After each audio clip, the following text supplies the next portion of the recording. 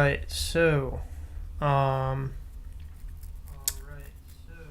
that's annoying.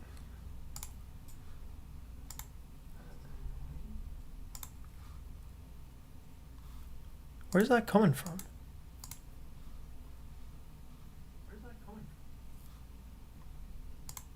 There we go. Okay, so in this stream, we are going to be taking a look at some new features. We're going to be fleshing out a lot of the website. I think we're most of the way there at this point. I mean, now we just need better plugin support for a few things. But for the most part, like everything works pretty well. So also we're going to be talking in chat. What's up, ABZ? Any questions, any bugs we need to squash, anything like that, I'll be answering those questions in chat. So what's up, Per Pedersen? And pretty soon there's just going to be videos. So there's just going to be more videos, less streams. Still be streams probably though. Maybe only like twice a week, maybe. Or maybe I'll stream while I'm like setting up the videos and like creating the content and stuff like that. That might also be worth it. So let's talk about a few things, where we're at with things. So let's go into repos here. We'll just, Python's like our poster child for things. So let's just make sure everything's still working with all of the updates. Okay, you can see that we got these guys here. They, obviously aren't here because we need to conda activate the virtual environment that you find them in. All right. Looks like we have an error here, so it says there's an error, and what's the problem? Actually, it's Flake 8. So I think actually we could put something like a .flake 8 in here and just get it to ignore those kinds of things. But we'd like to have args in the future for linters and stuff like that, but it's no big deal. Anyway, Flake 8 works. Let's just make sure black still works. So we'll just go like this. We'll save. All right, that still works. Let's just make sure that if we go into settings and we change format on save to false. Then we jump back over here and we do something like this and we save. Nothing happens. Flake 8 picked up on it, so that's good to let us know that it's got an issue. If we do something like this, all right, there goes our language server. If we go back over here, we'll set this back to true. I don't know why it hopped me all the way to the... I must have pressed a different button. So we'll set that back to true. Did I do something in here that I shouldn't have? All right, let's go like this. Okay, and what's that say?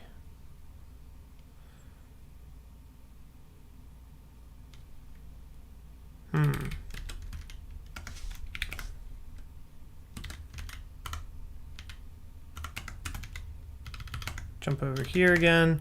All right, no more error. So sometimes you'll play around with the config and it'll mess up. So we'll go like this. We'll save, come back over here. False. And then I'm probably going to build out my LVim config as well. Save, okay. And then we'll go, well, should be able to just go back to true here. See, that's weird to me. Error detected while processing buffer write auto commands for LV config. Error executing some blah, blah, blah. Utils 90. Index a nil value. Let's see if we blow away our plugins. Maybe so there's something weird with that. Other than that, it could be just something that's changed in our utils or something like that that we need to fix. So, see, this is why we do this on stream, so that we can figure these things out. Let's see. What did I do with all the chats? Here we go. What's up, Nadeem? Happy to see you doing the streams a bit earlier. It's midnight now, but that's better than 3 a.m. Yeah. What's up, Santiago? Error started very early on the stream. Yeah. Well, that's like a new problem. Normally they appear at the end of the stream. Let's overlook that one for now. I mean, the one thing I'll try though is this, and then we'll go in here. Whoops, and we'll just do Packer. Well, it won't even have that, right? So we'll do Packer compile. We'll go out. Okay, we're good. So we want to set this to false. Save, and then we want to just set it back to true without it spitting up an error at me. Okay, All right, that's all we wanted to do. Maybe there was something weird in my init.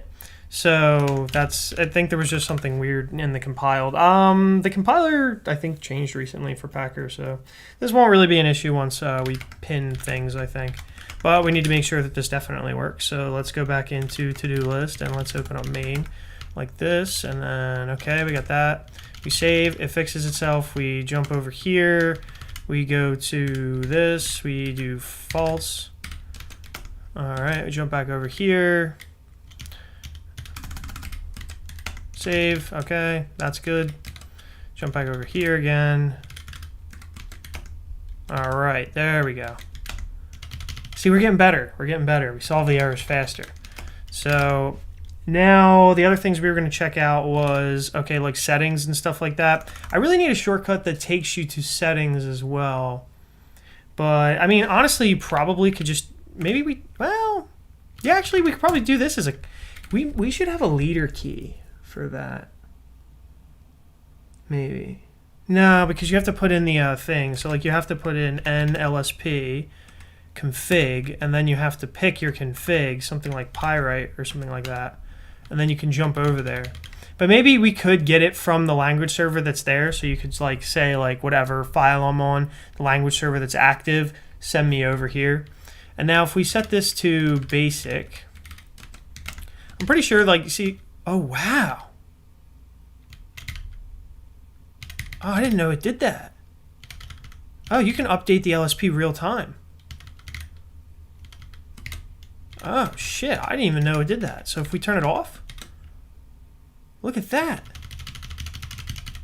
That's really cool. I did not know that at all. That's freaking awesome. Let's send this over to 4 because this is where I remember it being. Let's see. Let me say my hellos to everybody here. Speaking of settings, is Control-T for the pop-up terminal configurable to something else? Yes, it is. So what you want to do is you can go to core, and then you can take, like, it's really easy to read the code base for LunarVim. Go to tree sitter, terminal, and this guy right here. See this open mapping? It's built inside of LVim built-in, and then terminal, and then we got open mapping, right? Open mapping, right? So if you do this, I'm blown away by that other thing actually affecting the language server as I'm going. That's something I did not know was even a thing or possible at all. But now that I know that, I'm gonna go read that code base a little closer. What was I telling you? Oh yeah, this. So if we do built-in, so like for instance, terminal active, you can see like, well, that should be a field on here somewhere, but I guess maybe it's not. Anyway, whatever. So what you want to do is, does that like do nothing? Or maybe it does do something actually, and then it's just set in the other place. But anyway, so you'll do built-in dot terminal dot and then open mapping, and then we'll set that equal to something like, I don't know, will be a good, like, I wonder if I just set it equal to A, if that would even work. I doubt it would. Oh yeah, it does. So I just pressed A, and then now it opens up the terminal. Right, and so if I press, well, right now, I guess if I press A again, A just toggles the terminal now. So, yeah. So I recommend putting it as some kind of control or something like, even like, oh shit, I pressed A for like append. So even if like you put something like in normal mode like this, right? And you could just press this and just like get your terminal. I don't know like what that even really, I think it just like brings you up one character or something, or one line or something like that. So like there's always, like everything's configurable, you know what I mean? Like it goes deeper than you might be able to tell. So yeah, no problem. Okay. We're gonna be, look at that. We fixed the error though. We fixed the error. What's up, Amir? What's up, BL? Brian. Lots of progress. Yeah, everything's coming together. Hi guys, what's up? Luxus, F Society, you look like a real nerd. Do I?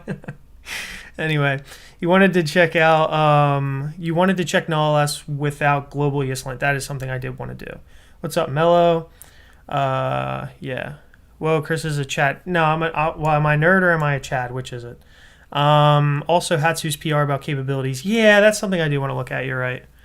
ABZ is like my brain for me and like does all of my dirty work and heavy lifting these days.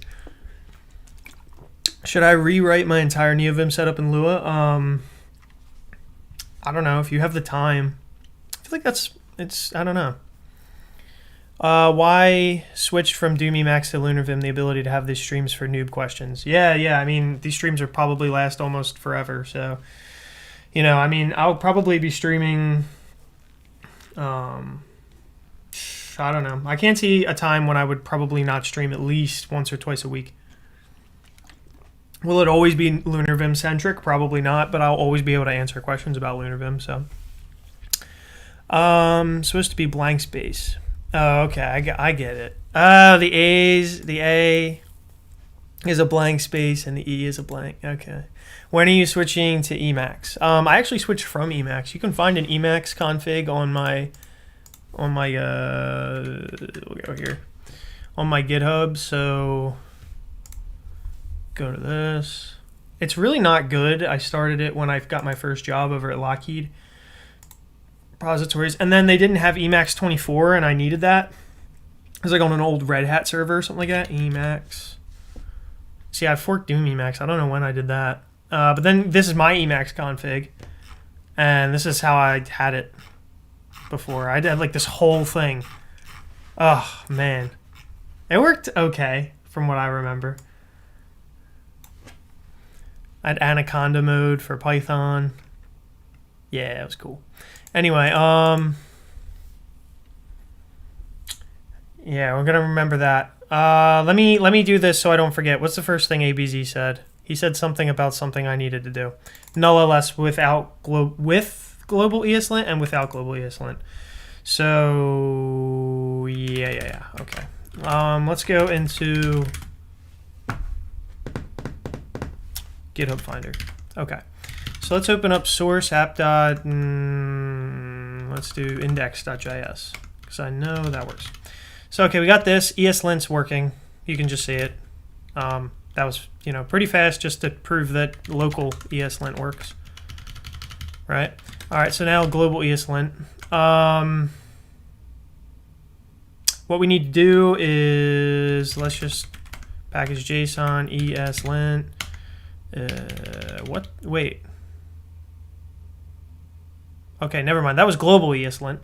That's working because this is just the ESLint config. So if we got rid of that, and I don't even know what the hell that really does, to be quite honest with you. But if we open this back up, okay, we have global ESLint, and the reason we have global ESLint is if we do ESLint, it's actually a command on my computer. Now, if I do npm flag I, no, not flag I flag G. No, not even that. Uninstall ESLint. Well, it's going to uninstall. It's not even going to be here, right?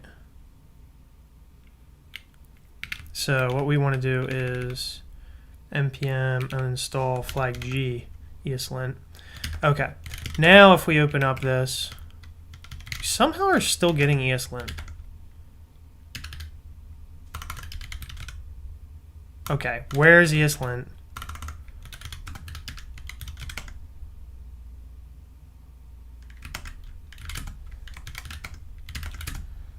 Repos, if I go into this, maybe it's still sneakily in here. Yeah, it is. Okay. So let's do this. Let's do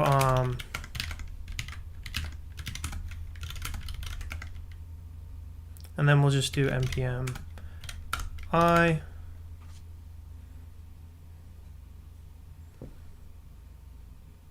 All right. And now we'll open up source index. Where is this thing coming from? Is it a dev dependency and that's why it's pulling it in? Maybe it's in my package lock. Yeah.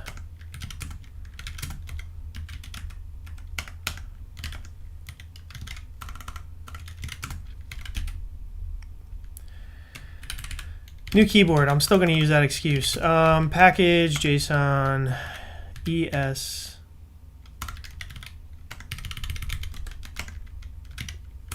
dash RF node modules. Well, at least now, if I do source index.js, I better not get any ESLint. Okay, good. No ESLint. I still have prettier. All right, so now we know it's not coming from there. So now if we globally install it with something like npm I flag g ESLint. And now it should be on our path. So if we do that, okay, it is on our path. And if we open this up now,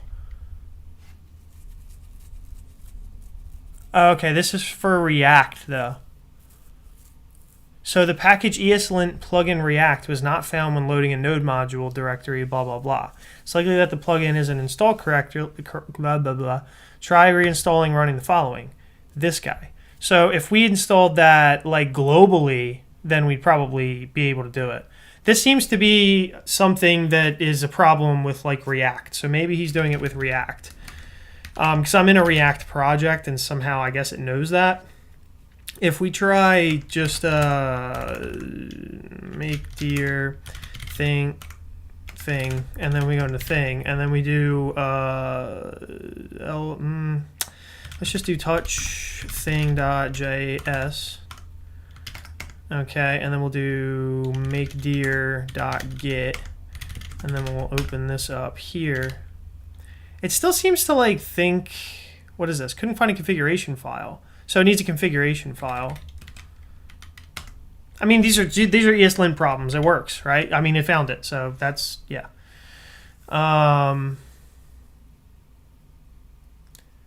What is this? How am I even supposed to held? What are you talking? I don't even understand. Let me pull it over here just to make sure he's not saying anything insane and I'm going to get banned for it.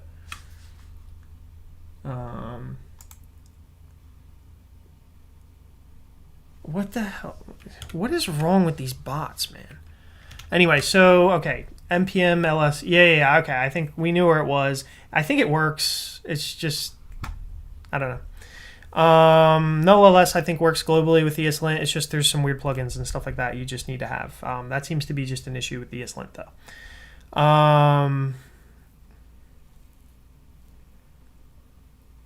Do you think you'll ever do a? Yeah, I'm definitely going to do a video for JDTLS.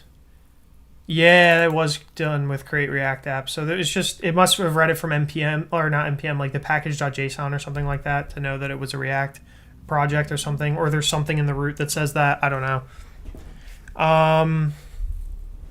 It's possible to source your bash profile by default on toggle term. I mean, mine does, so yeah. It should just pick up whatever's on your system. Then when are you returning home to Emacs? Never. Absolutely never. I didn't, put in all this work to go back to Emacs. I've been working on my own Emacs config a bit past this weekend. I have a lot to do to get it to be usable. Yeah, man, I mean, good luck. That's the thing with NeoVim, Vim, and Emacs and stuff. Is like, what's usable, right? What's up, Hatsu? I like Emacs more than Vim, but man, the streams are a reason not to use Emacs. Yeah. That's the Gaelic pronunciation. Okay, so we're Irish. Gotcha. I'm Irish too. So I don't know any Gaelic though. Irish, Italian. They should still both work on the new LS config, by the way. Yeah, they do. They do. I mean, both are hard to configure and time consuming, but Emacs can do literally everything. Yeah, but I don't want my text editor to do literally everything, because then like you bring all these dependencies and everything into your text editor, and it's more than an IDE. It's like emails and this and that, whatever. I just want like an email. Like I want Vim to be, or NeoVim or LunarVim or whatever, it to be like my IDE and text editor. I don't want it to do my emails. I don't want it to hook into this thing and that thing and be my messenger and all this kind of stuff. Like I just want to write code with it, and that's what it's for in my, my mind. But you want a lunar lander game? I want to make a dashboard plugin called Lunar Lander.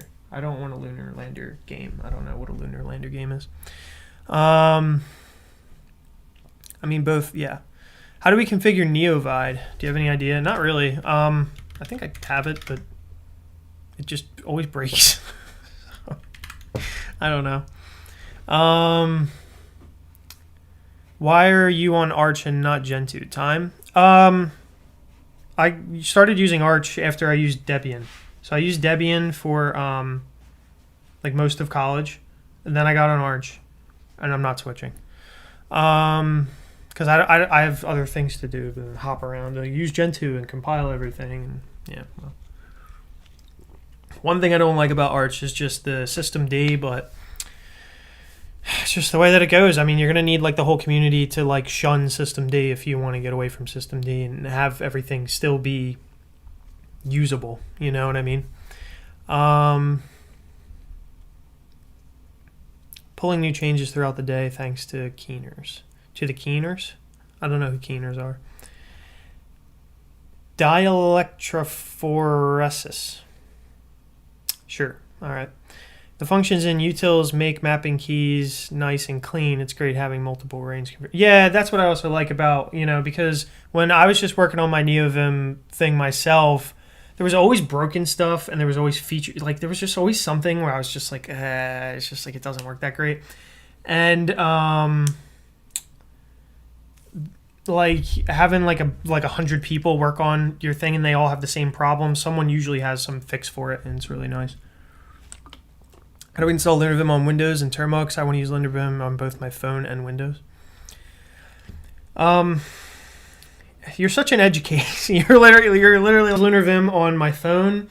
Like I made LunarVim for Linux and only most Linux distros and Mac. And you're like, I want it on my phone and I want it on Windows. We could support it. It's just that somebody who understands the Windows ecosystem better is going to have to get in there and move some lines around and change some things to support Windows, because I just don't know enough about Windows. I know like nothing about Windows at all. I meant both local and global ESLint work on the new LS config in the PR. Oh, okay. Oh, in your PR? I'll have to take a look at that. I don't have really too strong I have an opinion on it. Systemd. I know it's controversial. I don't know. I don't know. I don't care. My bash profile, I do care. I care enough to say that I would rather, if it was easy for me, if it was so easy for me that I didn't even have to think about it, then I would get off of systemd. If I even need to think for like 5 seconds, I'll say more than 5 minutes. And if it becomes a reoccurring thing that I have to think about all the time, then no, I'm not dealing with that shit. You're going to need the community to do better. And then you're going to, if that's all it is, Bash profile doesn't source by default, but likely something on my end since it works for others. I would reach out to maybe the toggle term repo and see if he has anything for that. Thought every time you mentioned that, you meant to implement the classic game at the starting screen. That would be really cool. Hold up. If you could do this in NeoVim, I don't insert coins, click arrow keys. How do I do this? I don't even know how to do it. Okay, here we go. What do you have to land? Can I land on rocks? Oh wait, you get more points for landing over there. Wow, I'm not moving like at all. Oh, there I go. That's pretty good. Oh shit. Alright, I definitely overshot. We're boned. Alright, whatever, we'll just land here. Nope. Alright. Yeah, that would be neat if you could get that in Vim, but again, I don't want Vim to turn into anything too crazy. You thought I wanted to implement that. That would be really cool. I'm going to bookmark this game. Anyway. I know there's Arctics. I've heard of Arctics. But again, that's more than 5 minutes of me caring, so it's just not, it's not going to happen. All right, so I think we proved that ESLint works good enough. We're going to look at Hatsu's PR too. I'm really psyched about this other thing though. I want to like really stress how cool this is, because if you're in here, well, let's conda activate to do, and let's close this guy. So if you're in here and you open this up, and for instance, there's like some setting that you want to be different, you could do nlsp config like this and do pyrite like that, and then like for instance like this, we could change this to like basic, and it knows the values, right? Like if it says like basic, off, strict, we'll do strict. And we'll come back over here and look at this, man. Like it just updates, and then we'll just come over here and do off, and it turns it all off, and it does it immediately. That's really cool. And there's other things, and you can get them all like this. I wonder if you could like change your virtual environment from here, like your well, your VM path. Yeah, I mean it's not as cool as like if you could do it with Conda. Disable completion definitions and references. If I do like this, what if I said like true, and then I went like this, came back in here, and if I did like, yeah, like I won't get anything, and then if I come back over here and set this to false, right, and then if I do, and now I get all the LSP. So like if you notice something slowing down, you could just go over there and change something. Very cool. This guy, the guy who made it, he made LIR too, like LIRN, lsp-settings.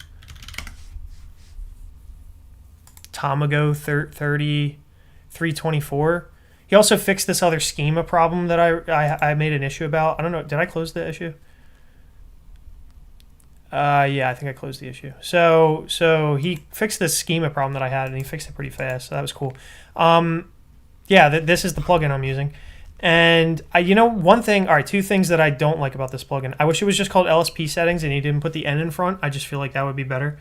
I know he might be worried about some collision with like actual LSP settings or something like that, but I don't even think that's a thing that exists today. You know what I mean? And it would just fit better. Like for instance, the guy from LSP install, like he just uses LSP install. So I would petition for him to do that. And the other thing is just, I don't know how to add my own schema like to this. Like I feel like it should be trivial to do. I don't know where to get the schemas. I just don't know where. For a list of language servers that have JSON schemas, see here.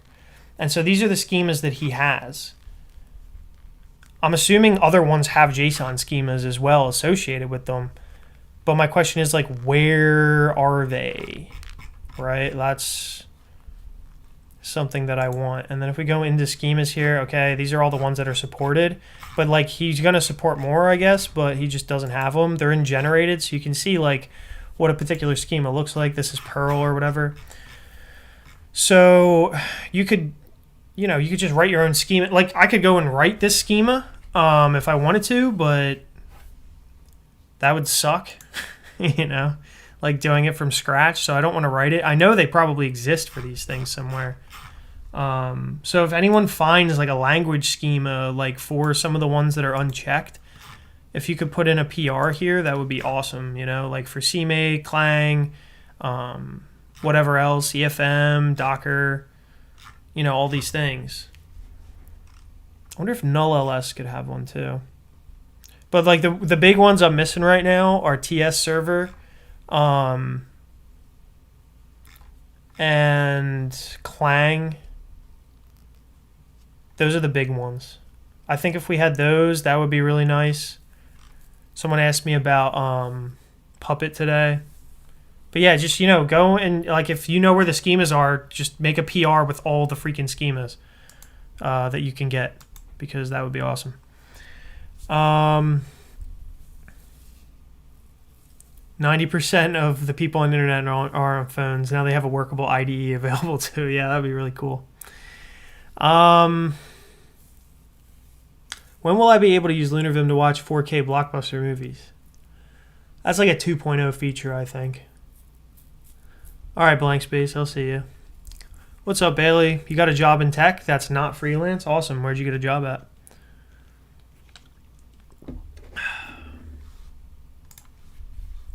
All right, so that works. We're also merging rolling into master today for sure. There's no question about that. That's happening. And I don't know. Do you guys think it's ready to move LunarVim over to the organization and then just have it live in the organization?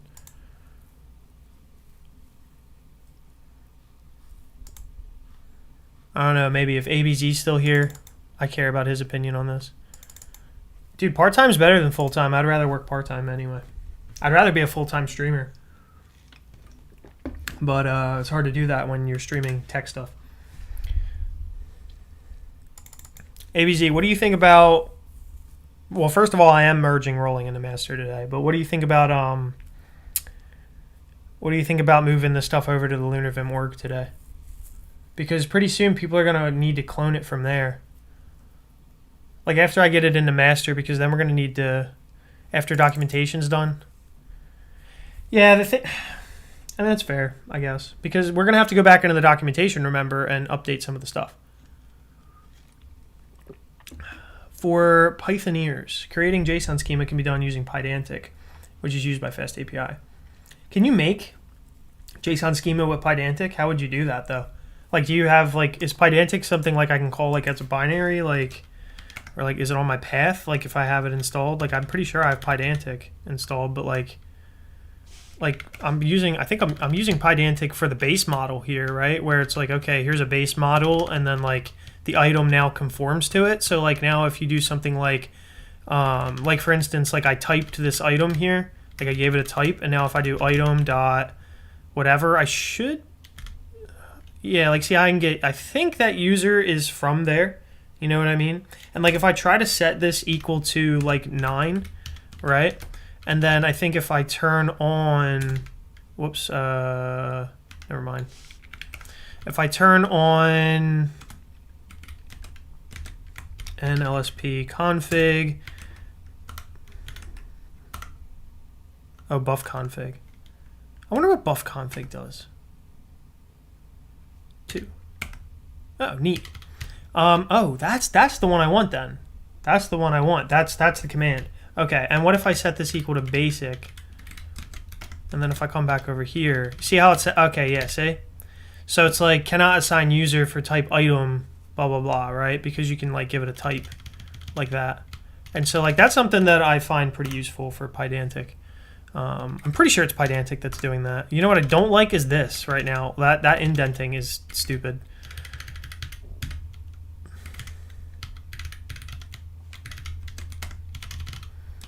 But then again, I don't really like type hints that much. Like, it's nice sometimes to have it, and I'm glad I can just turn it on and off at, you know, at a whim. So, FastAPI is using Pydantic to generate API docs, including schema. I know the API docs. Like, I can go to localhost something when I start this up, and I can get OpenAPI, which is like formerly Swagger. Like, I know, I understand that entirely. I just didn't know that it did like.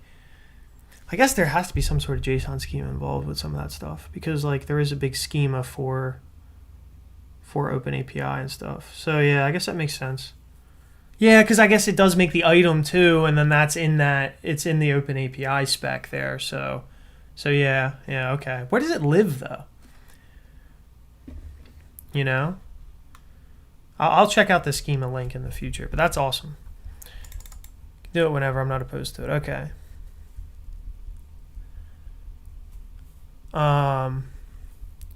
Yeah, it's not gonna sell like streaming like you know, PewDiePie video games, you know.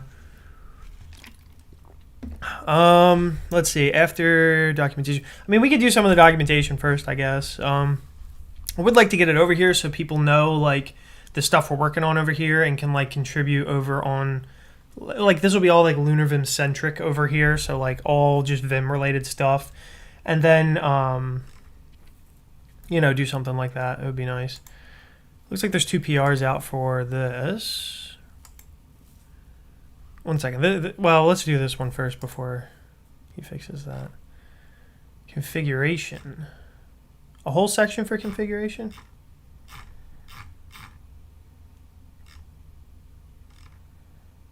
After install. Yeah, that's good. Nerd fonts is important. Okay. Configuration readme. All right. Auto commands. That'll be under configuration. Key bindings. Yeah, maybe it does make sense to have one big configuration section. Nerd fonts. What happened in there? Formatting. Okay. Oh, we'll have formatting wars back and forth. This looks fine to me though. I made a new folder to keep the lengthier configuration options, but I couldn't figure out how to make it show up properly. The view press doc said you just need to add a readme to the folder to make it visible, but it didn't work for me. It should do that. I figured out how to add additional menu item. That was the nav.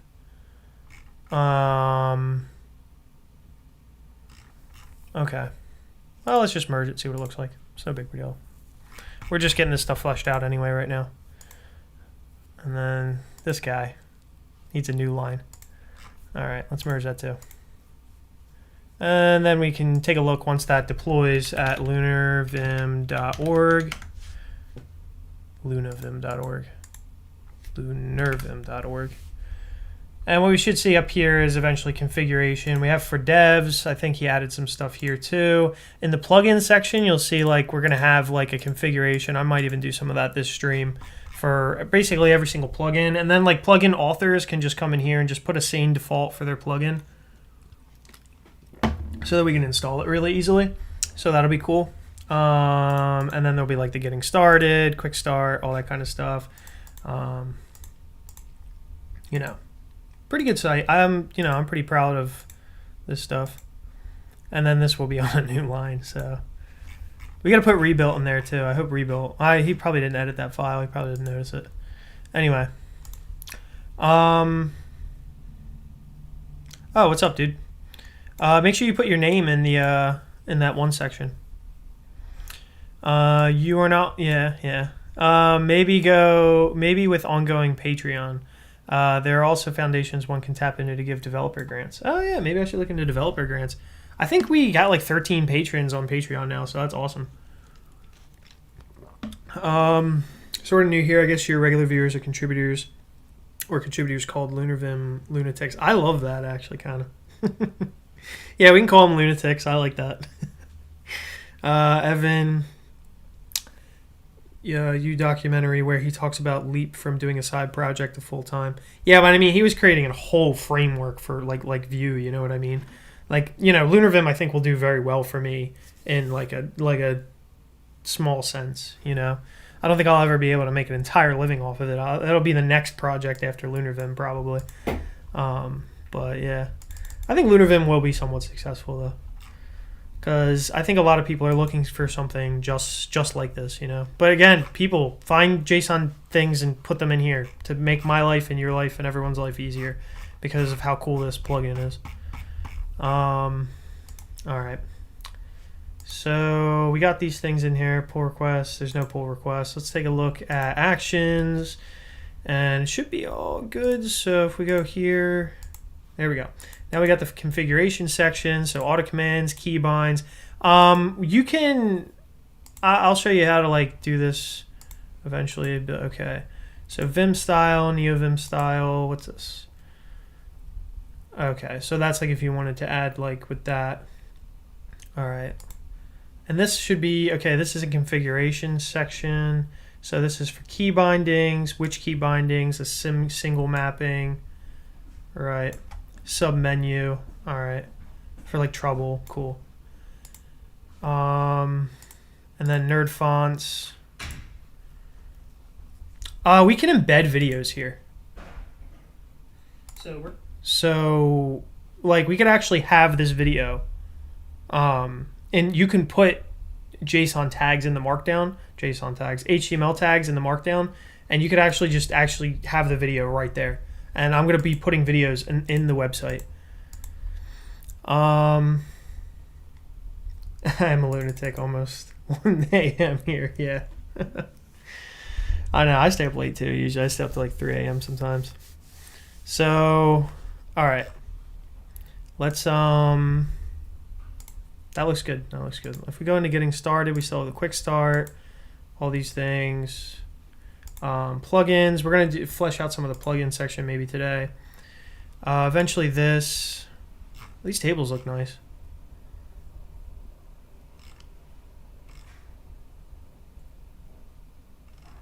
I don't know if this is like for devs more than it is just cool tips.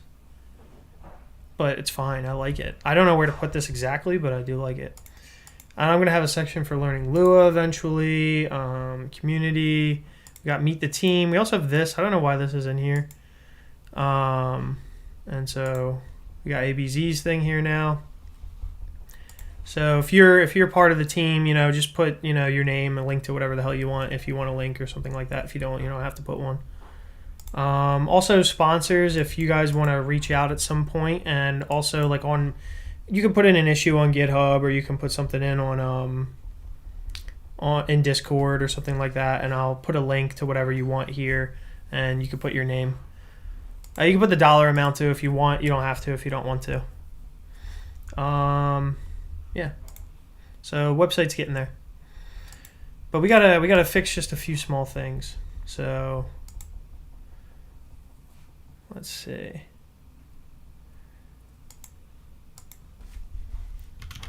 All right. I'm feeling pretty good about this. There's like a whole thing right now for merging this into master.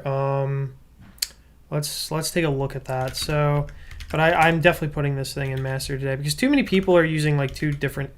They're so different at this point that it's not even close. So it's just better that, because this is the way it's gonna be. So, and there's really no terrible errors anymore. So, okay. Apparently the PR was so like controversial that I have to do it from command line. Let's see.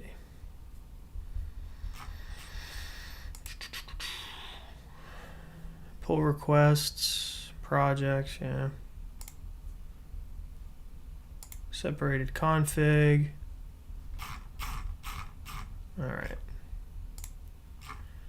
So let's do this. Get fetch origin, get checkout rolling, origin rolling, get merge master. So we're already in that. So we probably just need to merge master.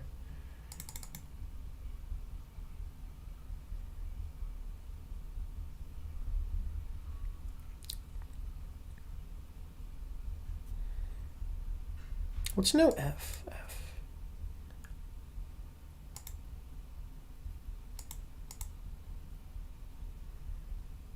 This isn't usually how I would do it. Usually how I would do it is I would be in like one of the branches, and I would just git pull the branch that I want like into.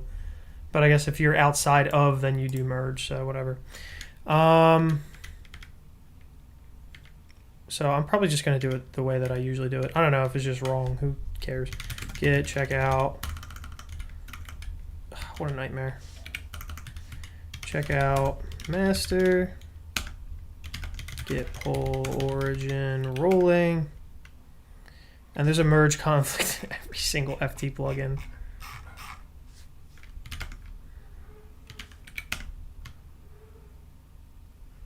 Ugh. Not every single one, but enough of them. There's this here.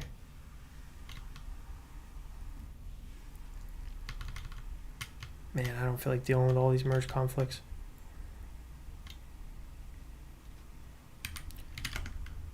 It's also going to break this as well.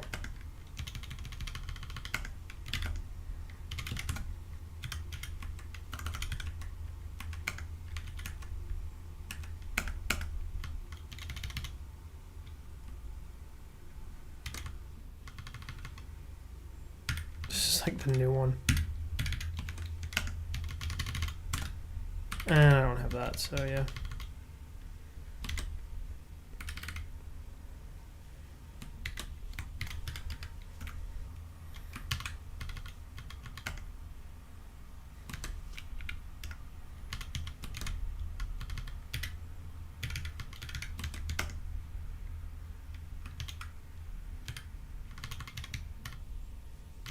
So going through all these, like how bad could it really be? It won't be that bad. It won't be fun though.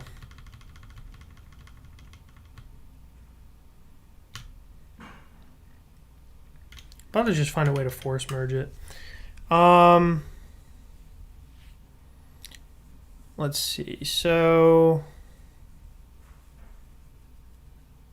hope the website stuff will be reflected in the wiki so as to be able to keep a cloned copy within the LVim directory. At a certain point, it's not going to be that different. I think there might be some basic things. You could keep all of... I mean, it's just a bunch of markdown. So you could technically keep the markdown with it, and then we could... I don't know. We'll have to see. We'll have to see exactly how we want to do it. But it is just a bunch of markdown for the website. I don't think I really want to do all this on stream and fix every single one of these problems on stream. Just because I feel like it would suck to do that.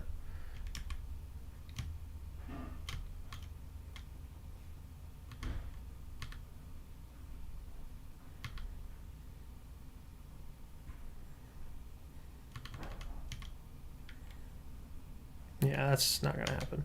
So let's do get. Well, what we could do even too is just nuke that tree there, and then get checkout rolling, and then I'll just do that later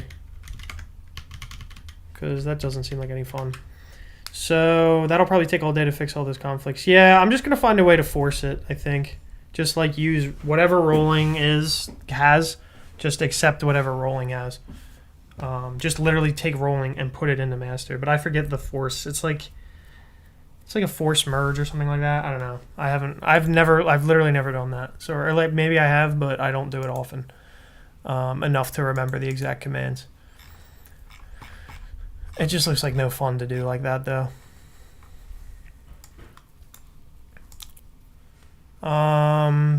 Also, we have to work on a new color scheme. I have a couple ideas for that, so I won't do that on stream, but... let's see. For JSON scheme of lsp-settings, take a look at this script. For example, you can use this for clang D probably. Okay. So we have a script here, URL and server name. So he generates a schema off of a URL and a server name. And so you're curling the URL. So we just have to find the URL for it. And get branch flag M rolling master.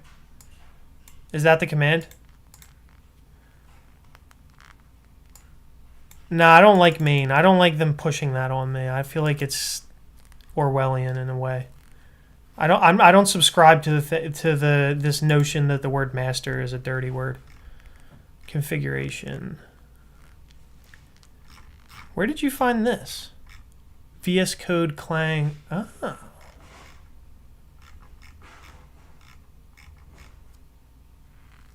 Cool. Yeah, we could probably just use this because that's probably the one that we use anyway. So this is Clang D. VS Code Clang D, and then we could probably find all the rest too. Interesting. See the name, well the display name is Clang D. All right. Do you want to? Well, I'll try if you don't want to try, but we can because I don't want to overwork you here. But we have a fork of lsp-settings that I'm keeping up to date. We can just fetch the upstream. There's nothing really here today, but.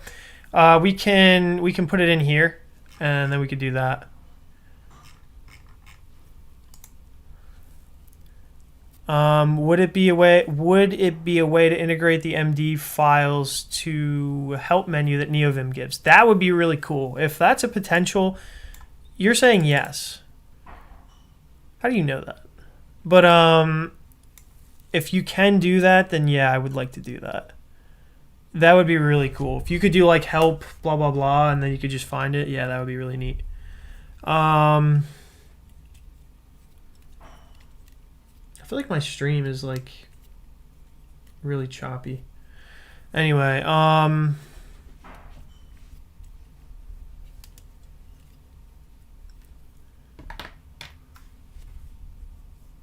Folk does that? Okay, we'll have to check that out then. Let me see if this works. I don't really care about YOLOing things at this point. Master already exists. Well, yeah, I mean, we could do that, but I don't want to do that because I kind of want to squash merge. I don't want to take all of the commits from rolling and like put that, like, I don't want all that. So I would almost want to get rid of master and then remake master just so that I could have like, because it's got such a gnarly commit history. But whatever. I just need to figure out how to force merge. Noob dev. Hey everyone, new to the stream. What's up?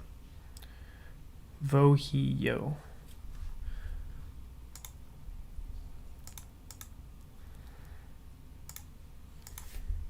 Force merge get merge with force overwrite. Yes. The merge was likely to make it run 3 fetch operations. 1 fetch is all you need. Hence this. Check out demo, merge origin demo. Check out master, merge origin master, merge x there's demo. Get push origin master. What's the x?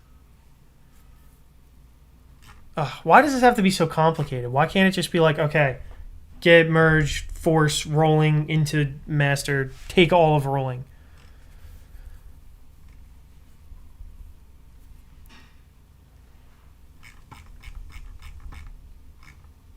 Does anyone know the command for this?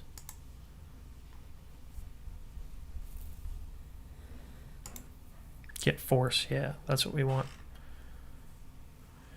Because we know we want everything that's in rolling anyway. Hours.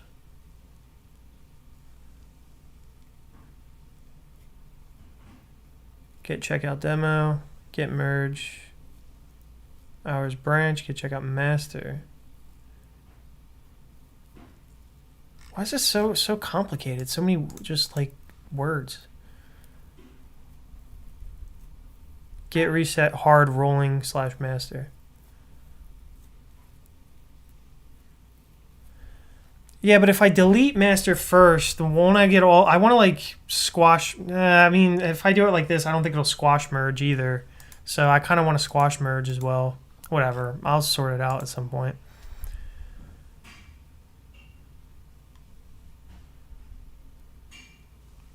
Someone pinged me? I feel like someone pinged me over here. I think this... Oh, you pinged me again here. Okay. Ah. Well, nice. Luckily enough, all of our stuff is already called doc or whatever over there. Input file readme, output file doc name.txt. Interesting.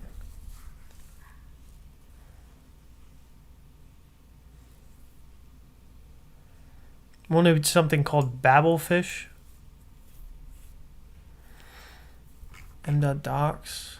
What is this, like a whole utils that he has?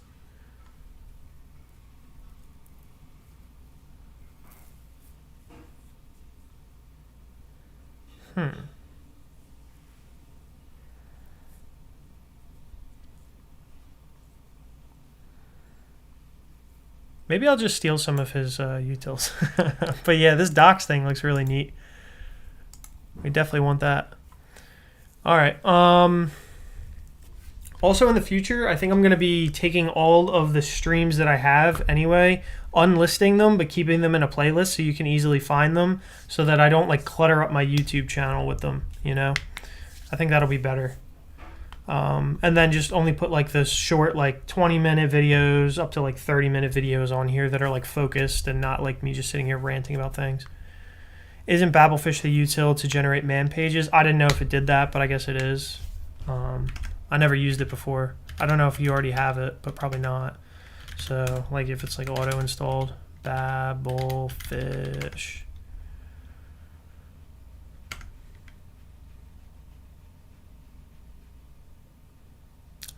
Wow, Rust. So surprised.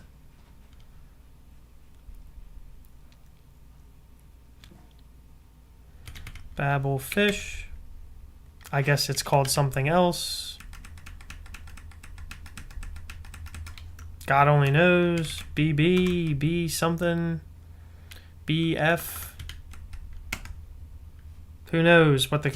How do you always like... I wish I knew what the binary was whenever I install something. Like, does it ever say, like, this is the binary you should call after installing thing? Git is a nightmare. Like, you would think I could ask for this just really simply, and it would just be common knowledge. All right, I have a branch over here. I have a branch here. This branch has lots of, like, there's a mess between the two in terms of conflicts. All I want to do is force this one into this one with a squash merge, so I don't get all of the extra, you know, the commit history from this one in here. That's all I want. And I feel like, I don't know why that has to be such a big thing. Just use pacman QL on the package.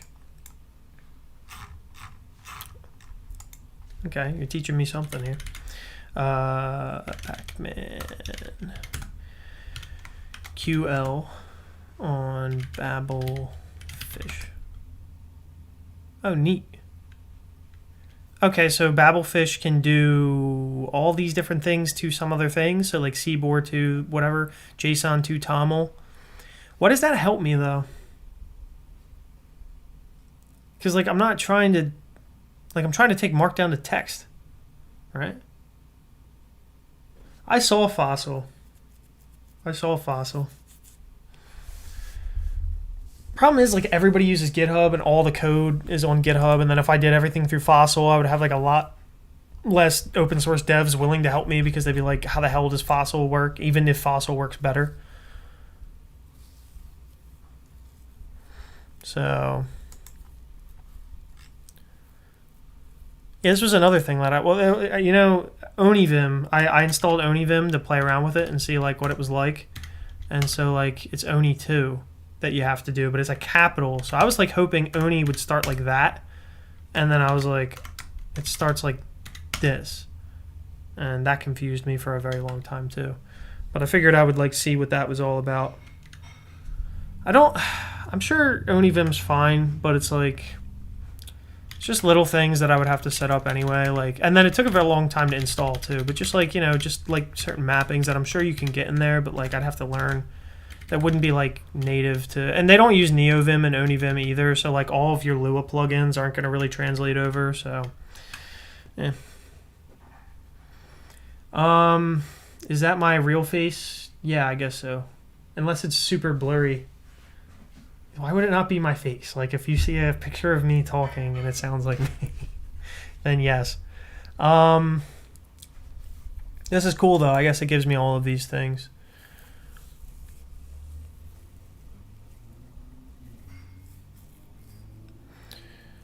I guess it's also nice to have this query thing anyway, so that you can know where things are.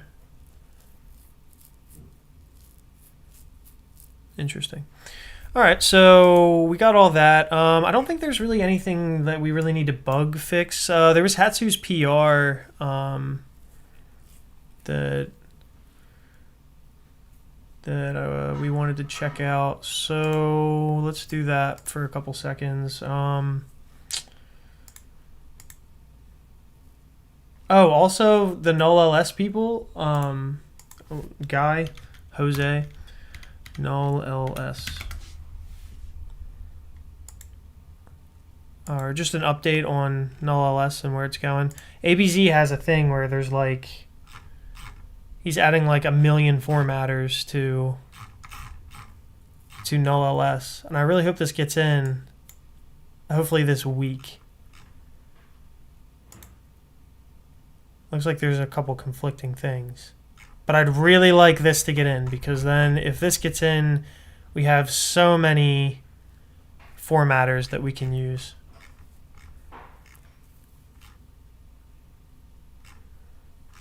You know, and then I'd like to turn around and then go and do this for the linters as well. for everything we could. But there's probably less linters than there are formatters. And I think people care a lot less about linters anyway, since they usually get everything they need from the thing.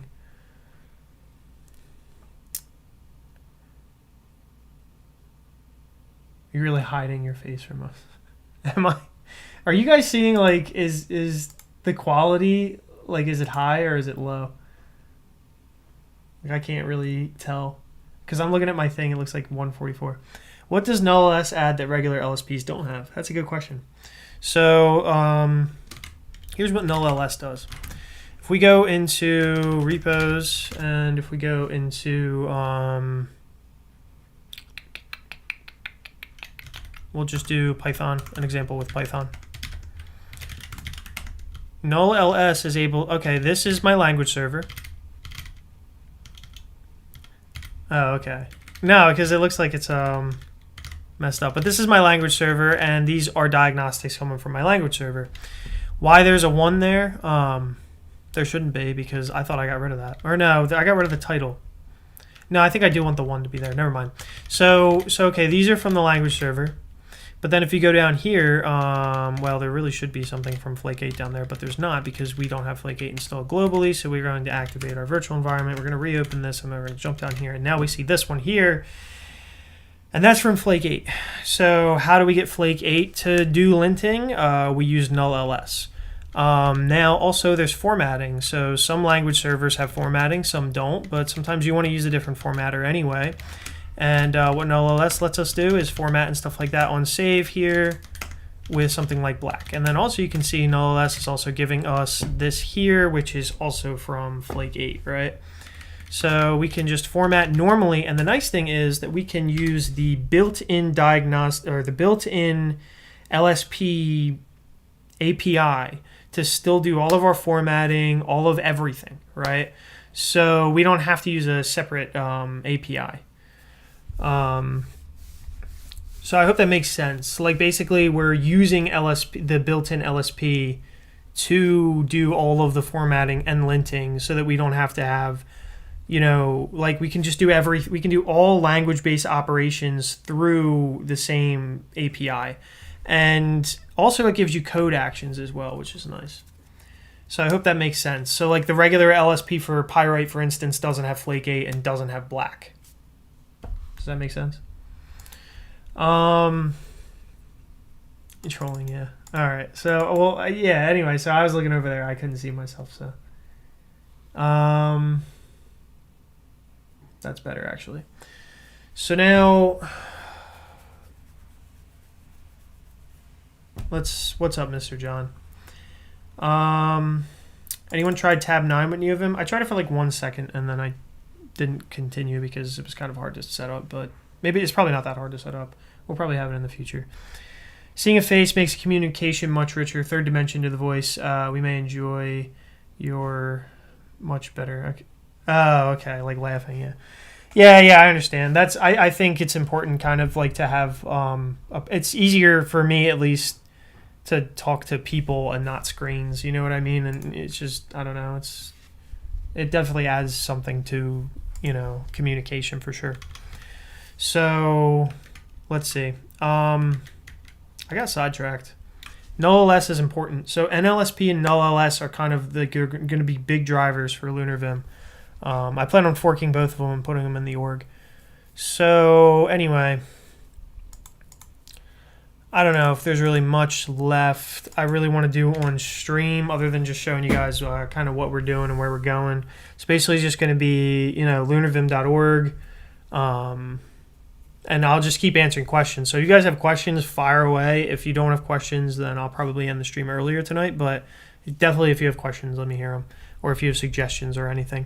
It'd be a very good test for the PR with this Python project. You should now get a warning about what's happening with null-ls. Okay. All right, let's take a look at that. But do I want a warning all the time? You know? What can I do to make ESLint-D work?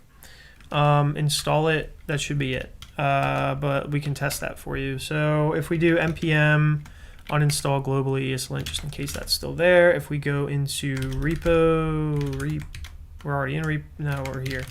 We'll go into repos, we'll go into this guy, and then we'll just npm I save dev, and then we'll just do ESLint D. All right.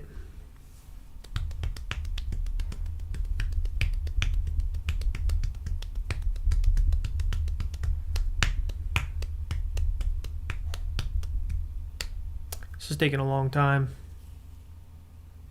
I don't know if that's just ESLint D or if it's the fact that I'm like installing everything here. So, okay.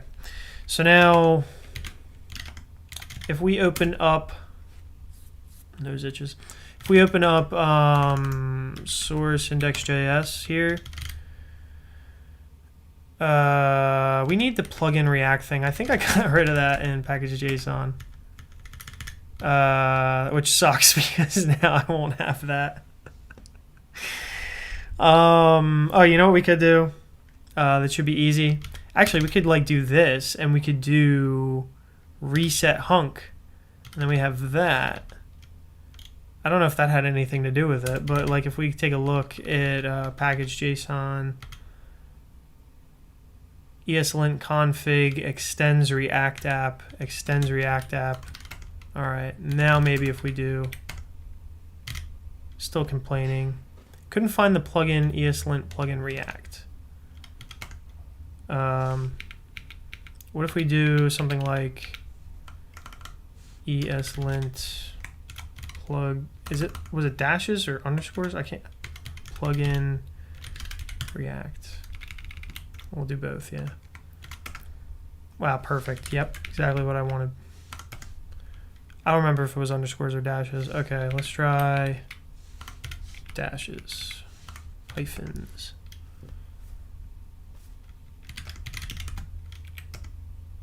There we go. This is probably using ESLint D now. Oh, it has to be, right? So if we take a look at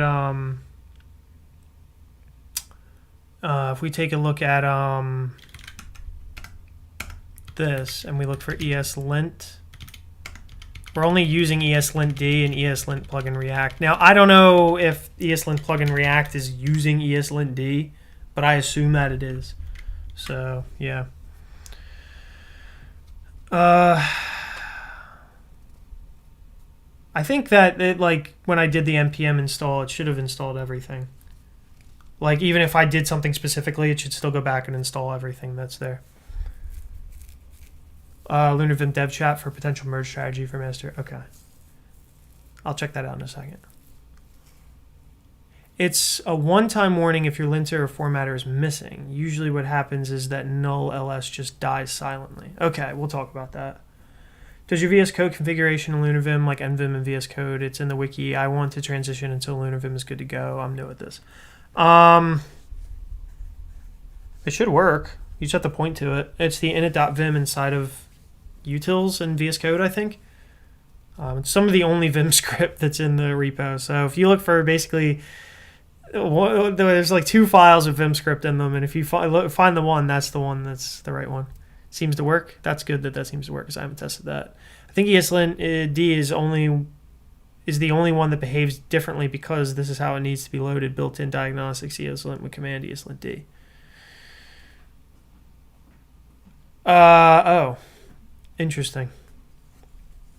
Yeah, we're gonna have to do something there. That with stuff is something we're gonna have to look into. The with stuff is how we can pass arguments as well. We might want to use with in the future anyway for things.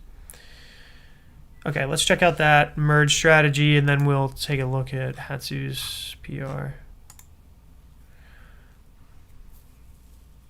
What's this hours thing? Okay.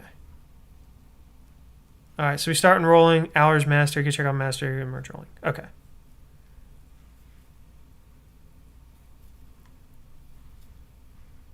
All right, let's do that.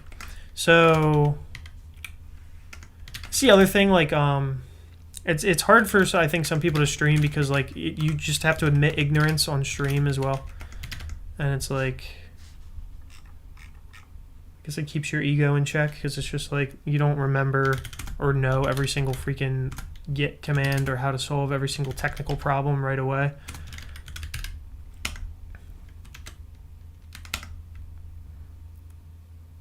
By hours strategy, okay. Git checkout hamster.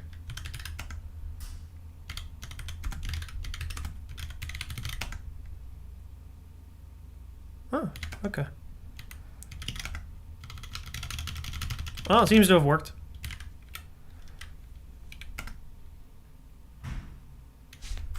Is it gonna have all the commits?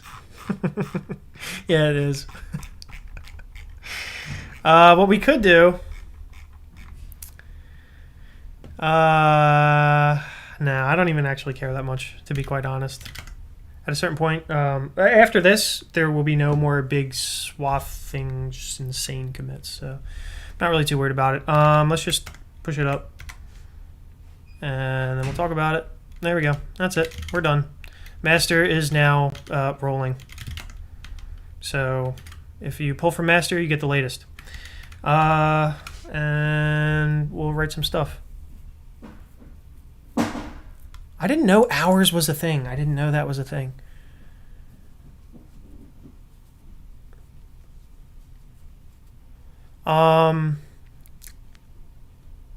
Seems to work. That's good. That's good.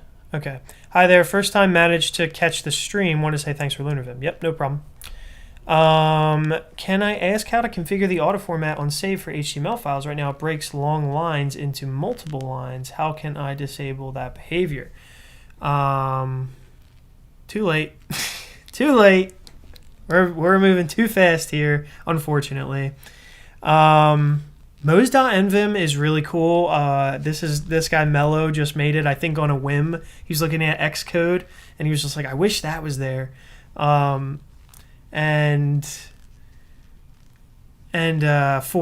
wish that was there for NeoVim, and now he made a plugin for it, and it actually looks really neat. Like, I kind of want it. Some people are like, it's for beginners. I'm like, I don't care. It'd be cool to like turn my cursor red when I go into like delete mode or something like that. How can I? Let me go put out a release really fast. Because I have to spring this on people or just get it in there as fast as possible, because this is the new way of doing things, and it's not going to change really from here. So we're going to go do a release really fast and do all this stuff. I don't know who I would warn anyway. Like, who am I going to warn? People aren't like, I don't have a newsletter or something, you know? So, and there's not really like, these versions are basically just made up in my head. Like, so nothing, like, I guess they are tagged though, so like you can get the tag, but I don't know, whatever. So let's do a release. We'll do draft a new release. We're gonna target master. By the way, everything for the old rolling, so like all of like the special config for the languages and all that kind of stuff is on freeze. So if you want to see how to like set up Scala the way that we did, or JDTLS, or Rust tools, or whatever, that's on freeze. And I'm going to leave freeze open for a while so we can get all that stuff into documentation and stuff. This will be 0.5.0.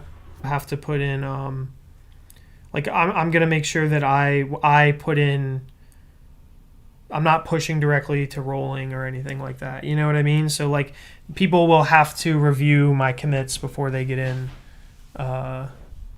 because it's probably best that we do something like that. Let's go and because otherwise I'll do stuff like this, and yeah, I would definitely will do it on rolling. So let me get where's my thing?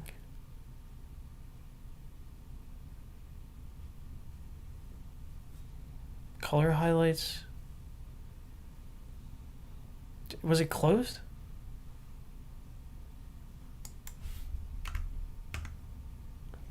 Thank you.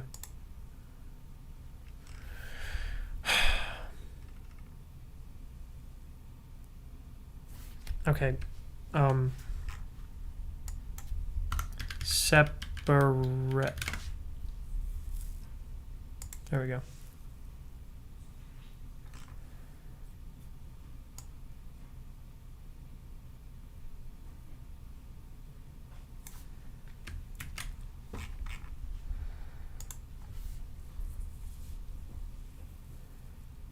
And back to the release, and there we go.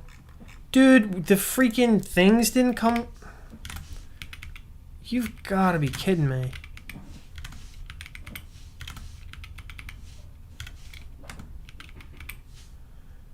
Oh, God. All right, hold up.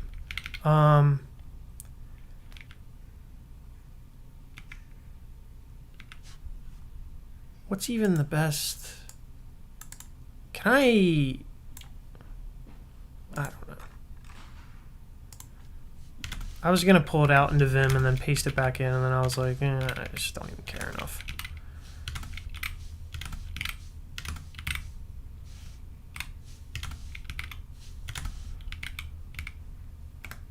Sure. This is a release. There we go.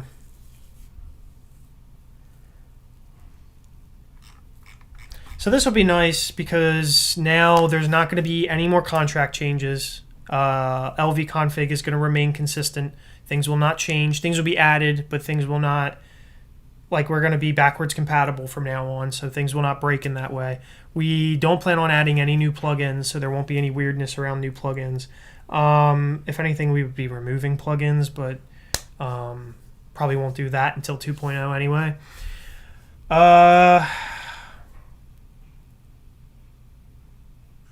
Things aren't going to change really much from here. There'll just be better support for languages and stuff like that. So, yeah. Let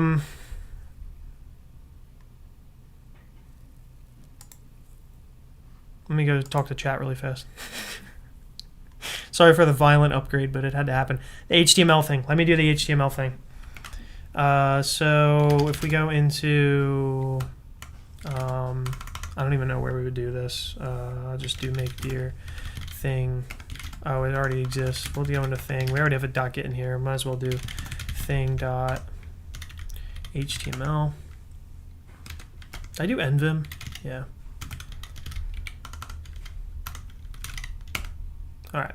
So now we have null-ls and HTML here. What was your question? Your question was something about formatting. How to configure auto format for HTML files. Right now it breaks long lines into multiple lines. Okay. Do this. Go to dashboard. Go to settings. Go to LVim format on save. Make it false. Save it. Come back into here. And now if you do things like create divs, and then if we make another div, and then if we decide to mess up this, won't work. Now if we come back in here and we put true, we come back in here and we save, it will do it. And then if we come back in here again and we put false, and we see that's what we ran into before. That is the issue. That cannot continue. Let's see if it actually worked though. It does work. It just complains. So we have to find a way to get this to not complain. But see how you can go in between. So we'll complain at you. Gotta sort that out. Yeah, modes.mvim. I like that. What is the most annoying question you get asked, and what keyboard do you use? That's the most annoying question I get asked. All right, now I have a camera, so let me see. I don't know if you guys can see this keyboard. I'm looking at my thing over there to see if I can see the keyboard good. But yeah, this is the one. You can see it like this, like that. That's the keyboard I'm using. So it is a Keychron V3, and so it's got really, really, like, it's a mechanical keyboard, but you can see like it's very thin. So big fan of it. It was 70 something bucks. So, and it feels like it doesn't have a lot of like flex either. Like I guess the old ones did. I don't want to like break it or anything, but it doesn't flex a lot. So big fan of that. And then I have brown switches for it. Is it possible to put the LunarVim version number on homepage? Yeah, it will be. I'm gonna set up CI for that in the future.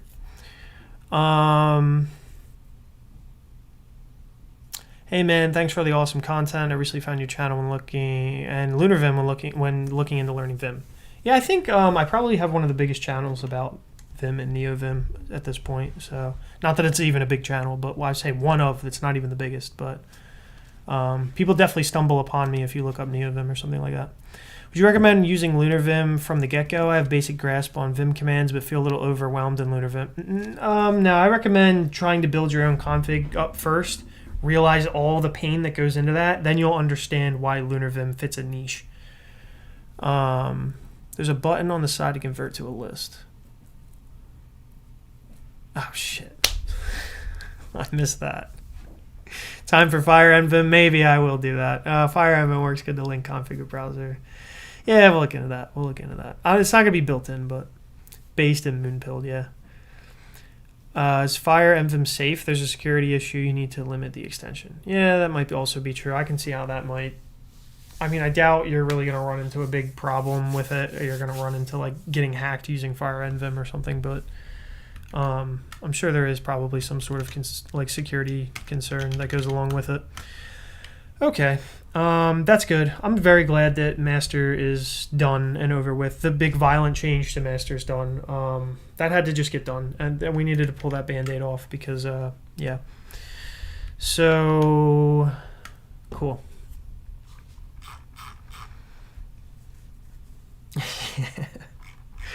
All right. Let's see. This guy's asking about, just because I know this, Gatsby for the work. If I recommend ViewPress, honestly, at this point. I really like ViewPress. Gatsby's pain. If you like GraphQL and all that stuff, you can check out my blog. Is all written in Gatsby, but there's definitely pain. Red letter day, yeah. So, but yeah, Gatsby's like, you will make a very handsome blog, right? Like, for instance, if we go to my, oh, that's me right there. I'm like, whoa. So I wasn't expecting to see myself.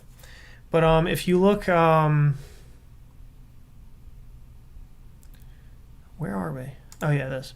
So if you look here, you'll see like, okay, this is my blog, all this stuff set up, whatever. This is cool about the blog. Look at this. You can run code. This is something I really like and that I can't figure out how to do in the other one. But you'll see like, okay, that's what you were supposed to get here. Because I'm like, all right, log statements outside of the function, you'll see with a reference error, and then it explains block scope.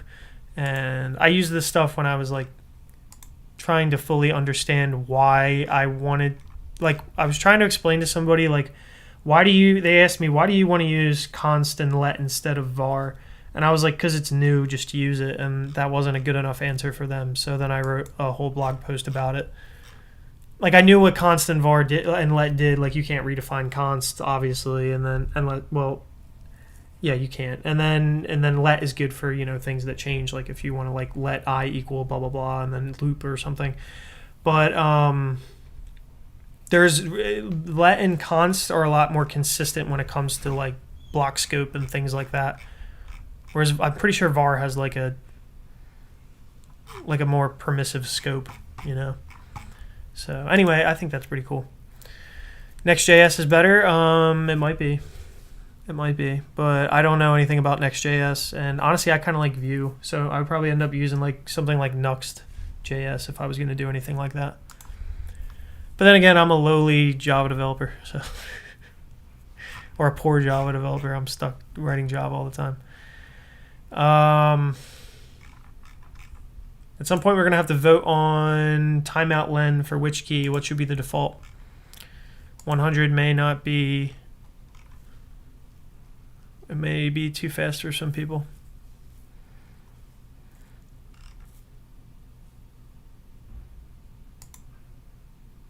Is this true?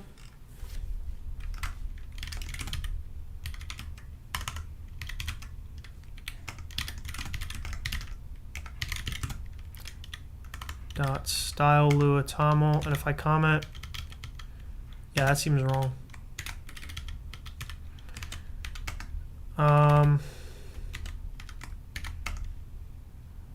Can we go talk to?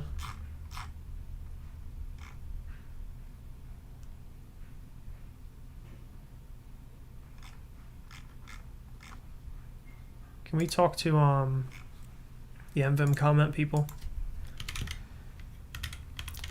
I need to talk to the NVim comment department. Tara Tyler. Let's see. So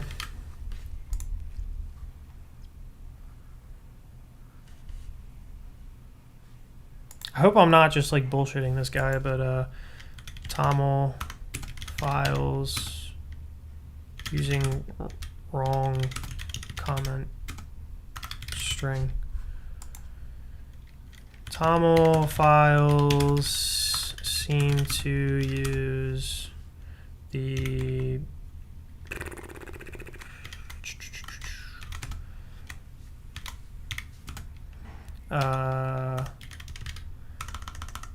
pattern when they should use, let's put this in these guys. He's probably going to be like, you didn't read this part of the doc and toml is blah, blah, blah, or something. But I'd rather that just be fixed. Yeah, let is block scoped. Color scheme, yeah. So, you know what's weird about the color scheme that may end up happening is like Binks suggested this. If you go to lunarvim.org, and you just see this color scheme that's here, like these colors and stuff, like just so far that are just here with some things. This should have Lua things and bash things so that it looks better. But you can put that in the ticks. You can see, I guess in the quick start or not nerd fonts install maybe. Yeah, so see some of these colors here that like are here, and then just even these colors and this background and all. And like even this is like the secondary background or whatever. I was thinking we could just like literally just lift what Vue is using for their color scheme and actually use it, because I think it actually looks really good and goes well with the colors and all. I don't know if there's any other opinions, but I actually think this is a really clean looking scheme that's here right now. So I was thinking maybe something like that. Can you prove you're not part of the simulation? LunarVim is great and all, but I kind of feel it's part of the simulation. What do you define as part of the simulation? What would I need to do to prove to you that I'm not like a normie, I guess? And then we can go from there.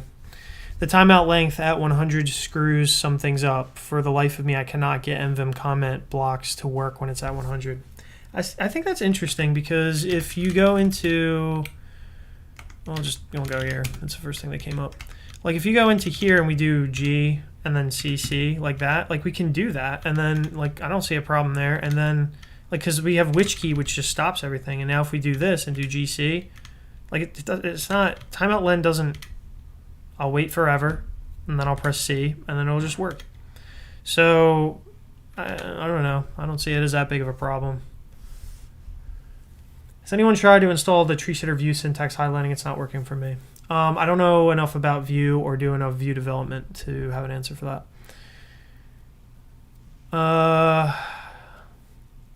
Next.js wasn't doing static site generation at the time, but I was comparing with Gatsby. I guess they do that now, but Gatsby has a lot of plugins that I like. The timeout length, yeah, works fine with commentary, by the way. I don't want to like move to a whole nother plugin just yet, but maybe we will have to do commentary. If you want to put in a, well, you don't have to put in a PR for it, because I can't like confirm that we would be moving over to it. So if someone has a good reason that we should be using commentary or some other comment plugin, they can let me know. But so far I have had very, very little issues with NVim comment. I like the orange in the color scheme. It is clean. I think you're talking about the color scheme. Yeah, I think I like that color scheme. I like the orange in the color scheme. Yeah, I like the orange too. That was like something that really stood out. I like the green and the orange and the background color. How do I add another theme like material darker in LVim, or how do I toggle it if it exists? So one thing you can do, if let's say you want to do a new color scheme in LVim,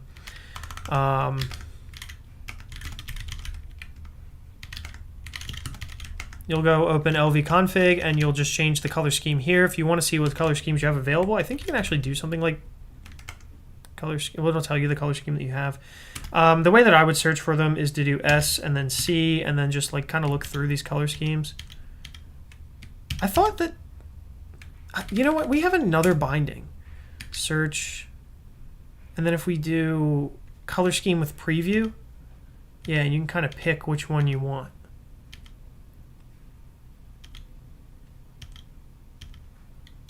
Right? And so you can look through these and figure out which one you want. Wow, doesn't morning look so good? You can pick which one you want.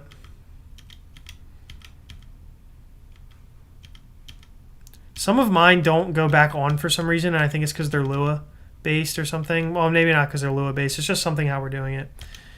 But like whatever, right? And so say you land on Tokyo Night and you like Tokyo Night. Well, then just come in here and do Tokyo Night. Like however, I guess like that. And we'll reopen, and then we're in Tokyo Night. Now, as a default plugin, I don't want to add anything that isn't like absolutely necessary, you know what I mean? TX comment string should help with the JSX commenting. It is a pain. Use GC blah to come out a whole block and see if it works. Should. I feel like you're setting me up for failure here, so GC, and then I don't know if that's like a thing with this. GC, and then which one? I don't think that's a thing with this, so I don't know. Seems not like it doesn't work. Awesome work with LVim. Yeah, I mean, at this point, it's more of a community effort than just me, too. So it makes sense to have LVim's default color scheme be consistent with the website. I thought so, too.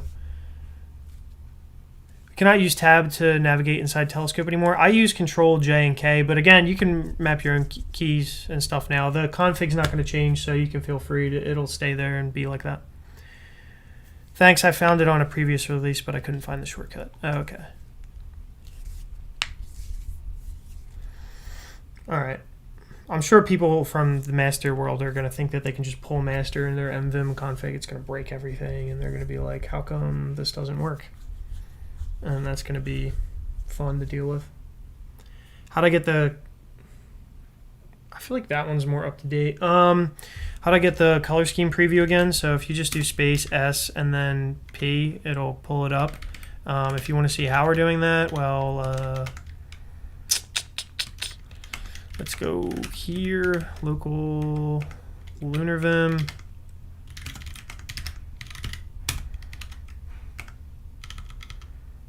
And we'll open up core, and we'll open up telescope.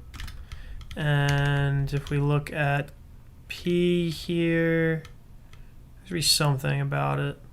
Oh wait, no, it'll be in which key? What am I talking about? It should be under search, and then P, and so this is the command we're running. Telescope built in internally .color scheme enable preview is equal to true. I think that should just be the regular color scheme one, honestly. I don't think there's any reason for that to just not be the regular color scheme one. So I'll probably put in a PR about that later.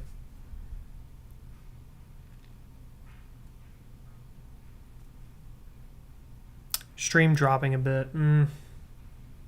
Yeah, I've noticed that. I don't know what the problem is with my internet right now. Do you have an example of a very bloated config? I've seen really bloated ones before. Anyone who's calling LunarVim bloated has not seen a bloated config, because it's really not bloated. It's actually really, it's pretty light. It's pretty small, and it's only going to get smaller. So like a lot of the redundancy and extra code and all the bullshit that's in LunarVim right now, like is gonna be fixed at some point now that we have our API kind of settled on. And we only really plan to get rid of plugins. Now, LunarVim ships with 26 plugins, but it's kind of all the important ones. You don't really need to add anything on top of that for like a good,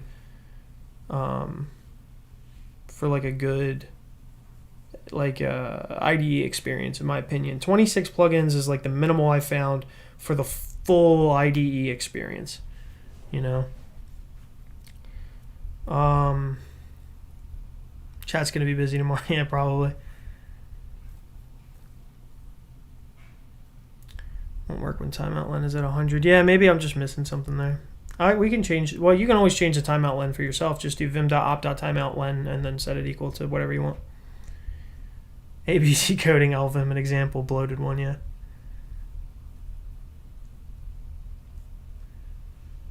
The LVim one is complex. It's definitely complex. But it has to be in some cases. It's not a basic config at all, but it's not bloated. Like it's like if you look at it for what it's trying to be, it's not bloated, right? So like you have to think about like what other thing can you install that only puts itself in 3 places on your computer, puts just a quick script to run it, this config, and then gives you your own config, right? What can you install that will give you tree sitter out of the box, that starts this fast, that will give you tree sitter out of the box, right? It will let you open files this fast, right? It has a fuzzy finder. It has, all these things, a tree, full LSP support for linter, support for formatters, support for, everything pretty much, right? Out of the box that you could ever want, really, to just develop languages, right? And the code base is something that you can take a look at and actually understand, and is like small. Like you could read through the code base in like a few hours, right? And like fully grasp a lot of it. If you knew Lua, you could read through it probably in like an hour and grasp most of what's happening here, especially if you had some idea of how NeoVim worked too, like how Vim and the Vim API worked, right?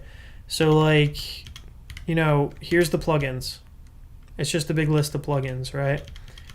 Here's the key maps.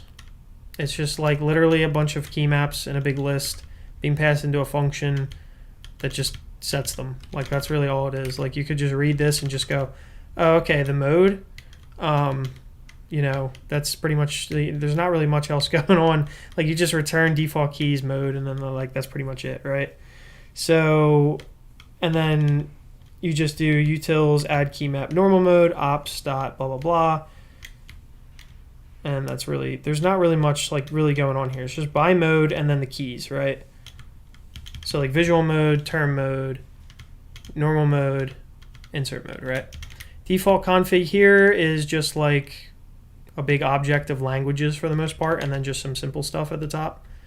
So there's just like, here's what goes into C, and then you'll notice that it just repeats. That's C++, and there are subtle differences for each one, but that's how you set up the languages. Utils is the confusing one, but you have to remember that a lot of this stuff you don't need. You should just see where it's referenced. It's not even big, actually. I thought it was way bigger than this. So utils isn't even as bad as I thought it was. This is a color scheme. Don't even look at it because it was generated. I don't even know how that thing works. This is the hard thing, is the LSP to understand, and then null-ls is also going to be hard to understand. But it's not even big. So you could read through this in 30 minutes and fully suss out what's going on here. And I tried to make it into like nice little functions so that you can understand what each function is doing. This is one setting up the language server, finding a local executable, checking if something's a table. This is something that needs to be moved in utils. Checking if something's a string also should be in utils. And then you just set up your formatting and diagnostics. Core, it tells you the configuration for each thing. So like this one's for get signs, this one's for mvim tree, this one's for status colors, but that one's like not really a plugin. That one just kind of goes with Galaxy Line. Telescope, the terminal, tree sitter, which key, and it's just like all the basic stuff that comes right off of the README for a lot of this stuff anyway. So it's not like I'm doing something like too crazy here. Another hard one is compy and auto pairs. I would say that those ones are hard to kind of grok, you know. Anyway, dashboard is very user friendly. Maybe should be an option for a new file for noobs. Yeah, that's probably a good point. Microsoft's going to be pissed when everyone drops VS Code for LunarVim. I hope so. At least people who are into Vim, you know. Why is all the code indented with 2 spaces? It's just, I don't know. I like 2 spaces. I don't need all that space in between. I'd use it for Python, but like for most things, like I'd rather have more stuff compacted into my screen rather than get that extra space. I don't need anything more than 2 spaces. MJ has written the Babelfish thingy. It converts Markdown to docs. Oh, interesting. Cool. I'll have to ask him about that. The new null-ls can be read in like 5 minutes. Yeah, it's not complicated at all. Like I wrote it in afternoon. There's not much happening there. Oh, unless you're talking about your null-ls stuff, and then it's probably simpler than mine. Maybe you could read it in 5 minutes. Mine might take 30 minutes to read. Mainly coding in Python and Go. The LSP takes a lot to update on big projects. YAML LSP should also check for YAML by default. Thought it already did that. Yeah, we should be. We should put it there, but I was, just getting it done where I could. I don't know what this means. I don't know what that is. 4 indents looks way too deep. Yeah, I like 2. 2 is good. Regular Vim has like 8. So I don't know why that is.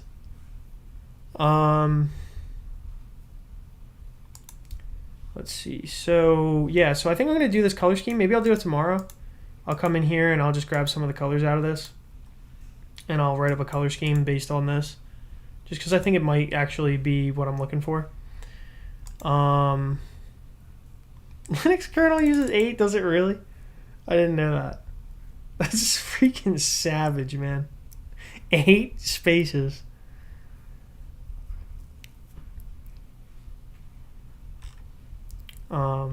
That's wild.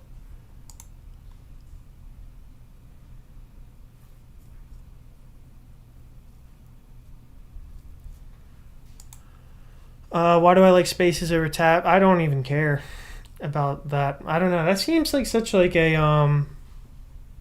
boomer concern. Tabs versus spaces, all these things. Like I just don't care. I don't even notice it, honestly, day-to-day coding. Like it's not even something that like crosses my mind or that I think about. I wonder how many people do think about that. Like they show up on a code base and like, there's tabs. I can't work like this. Let's see. What was it? Linux. I've literally never looked at the Linux kernel. Linux kernel, GitHub. Yeah, sure, whatever. That's how you spell GitHub. Torvalds, Linux. Does Linux live under Torvalds? That's awesome. It doesn't live under like Linux. Like it's not like the Linux organization. He just keeps it under Torvalds. What a freaking Chad. I started at some point. I've been here. Kernel. C group.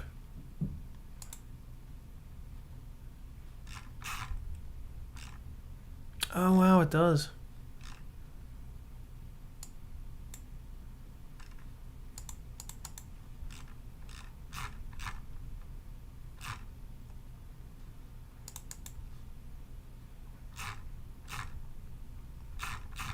I guess it forces you to like keep your functions like short though.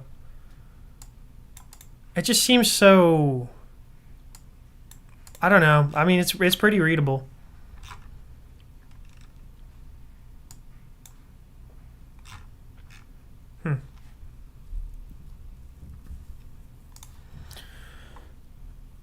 And they force you to 80 characters per line. Well, that makes sense when you have 8 spaces, right? When do you think stable 1.0 is out? What's left to do? Not a lot. Pinning the plugins, a few bugs. Before 1.0 is out, I'd really like null-ls to support all of the linters and all of the formatters that you would expect. And NLSP really should support all of, pretty much all, at least TS server and Clang for LSP settings. At least those two, I would say. Apparently, people who use spaces make more money on average. Interesting. Tab is faster, 1 character instead of 2. Yeah, okay. Any recs for plugins that can refactor across a project? Yeah, one's called Spectre. And then apparently Primogen is going to be working on a refactoring plugin. I saw one of his videos recently. Someone sent it to me about how he was doing something with TreeSitter to refactor. I think he did something, but I feel like a few people have made this function where you swap args in a function. Like if you have A and B in a function and you just want B to be where A is and A to be where B is, you can just do swap args and then it'll just move the arguments. I mean, that's probably simple to do with TreeSitter, but what he's trying to do is take like a whole piece of code and then like turn it into a function, and then in the scope of the things, you have to make sure that like the main function, like if you're taking a function out of a function, you have to say like, okay, the main function, what's the variables that are coming in, make sure that those ones are like available, and then you have to figure out which ones are like locally done. So like it's easy to find out the local variables from inside of a function with TreeSitter because they're all right there in that tree, right? So you can get those out and then you can pass them into the function, and then you'd also have to go back and look at the function because sometimes the nested function will take arguments that are from the function that aren't like locally declared in that function, and so then they'll have to be thought about too, and then you'll have to take all of that out and then abstract that function. You'll have to pull it out and I guess put it on top of this function, right? And then the logic will have to be put under there, but that would be easy, I think. I don't know exactly how you would like name it. I guess you could it'd be nice to like highlight a chunk and then just say refactor into function or something like that, and then just like ask for like a name of your function, and then just like it just pops it up there. That would be really neat. But yeah, I saw him working on something like that. Code actions should be supported. And LSP settings with completion with schemas. Yeah, that works. That totally works. I think I showed it earlier this stream. Use tabs and convert to spaces. Big brains. Yeah. Do you have your config files in a public repo? I mean the ones from the window manager in the top bar? Yeah. It's all in DWM. So I'll show you exactly where they live on my system, and then I'll show you everything else. So DWM, and then really, I mean, it's got a bunch of patches, but really the one that you're looking for is the def.h. Okay, this not pisses me off, but it just bothers me. If you see people check this in, config.h, into like their like, unless they want to just have config.h, like if you see config def.h and config.h checked into someone's Git repo for DWM or whatever, you know what I mean? It's so unnecessary. I feel like they're missing the point with like what's going on with the compilation process. So like this is like the definition, right? So like it's just like, this is your config.h. It's literally a header file that my config lives in, right? So like all of the keys and all that stuff is all set here. Might look a little intimidating somewhat because it's all done in C, but it's really not that bad. Like these are all the colors. I don't have colorizer active, so you can't see. But this is like you can see like the tags, right? Like that's these tags here and like all that kind of stuff. And you can see like 1, 2, 3, 4. Like if I change this to be like a symbol and then I recompile it, there'll be a symbol up here where the 1 is. Like that's how that works. Where does this live? It's on Git. It's on my GitHub. So I gotta look at Hatsu's PR.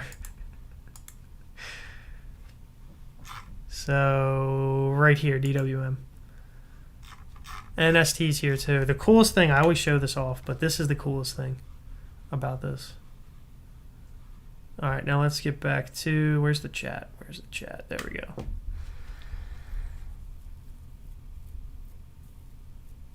What was the problem with NLSP settings when you couldn't get completion to work before? I think I missed it. The problem was completion, and I needed to pass the, what were they called? I have no idea what they're called. I can't remember. It's not the word diagnostics. It's another word that maybe starts with a D. I can tell you.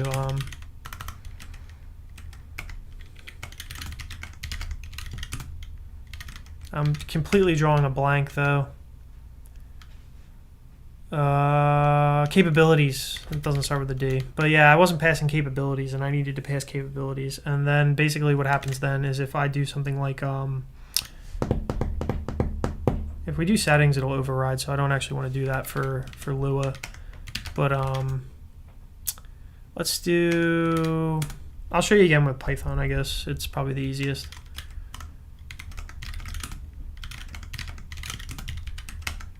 Right? And so then if we do and if he could just make this LSP settings instead of LSP config or something like that, just call it like LSP settings. I think that would be best. And then if we do pyrite, we'll come over here, and then you'll see like, okay, if I do like pyrite, organize imports, blah, blah, blah, blah, blah, right? Like we can just get that all from here. So I can just do that, diagnostic mode, blah, blah, blah, right? And so like this one is only on open files only, so it won't like go do other things. So like if you had a giant Python project, you could set this and only the diagnostics would show up in this file. They wouldn't be read, I guess, from everywhere. So yeah.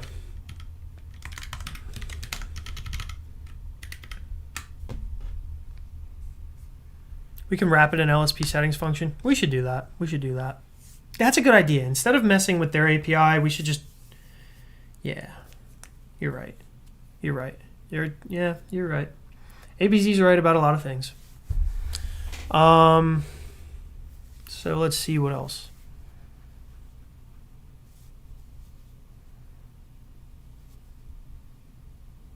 Yeah, capabilities, yeah. We should wrap that. 100% we should wrap that. That way we don't have to play with their API or have some stupid fork.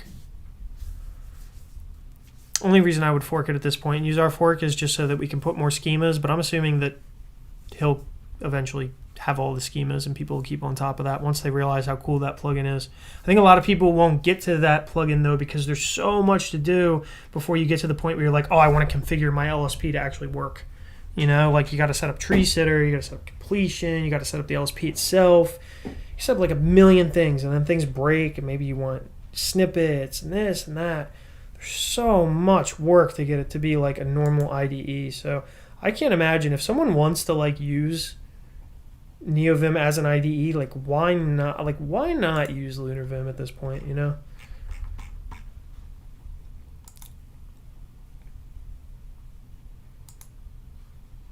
Let me look at Hatsu's thing. This is DWM.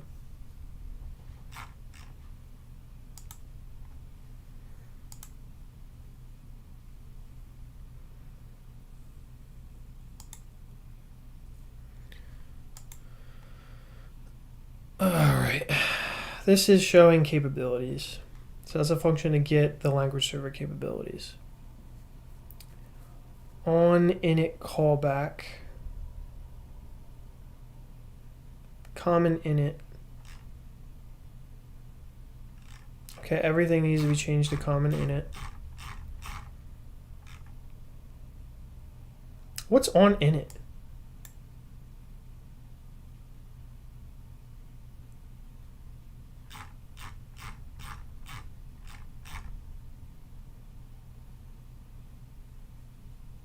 I didn't know there was an on init, or like why can't, I guess it's better than capabilities. I really have to read more about this. I just never had the time. Require lsp.null-ls setup.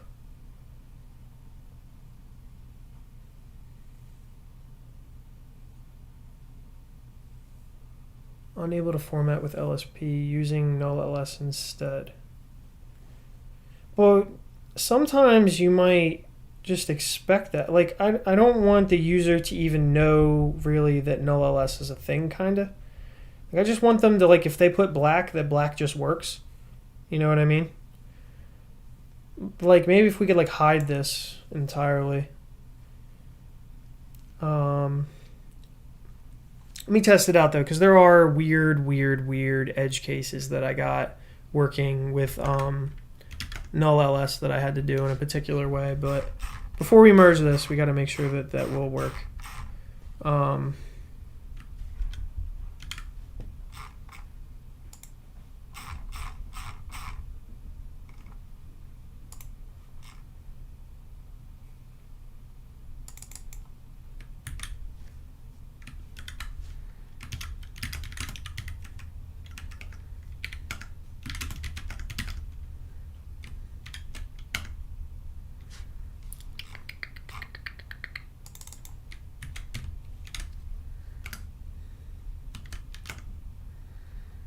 All right, so let's go play around with something. Let's go into repos, to-do list, main.py. It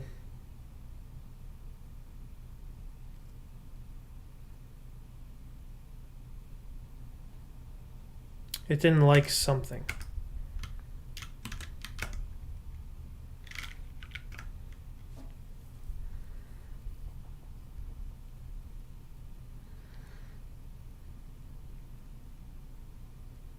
I'm not sure.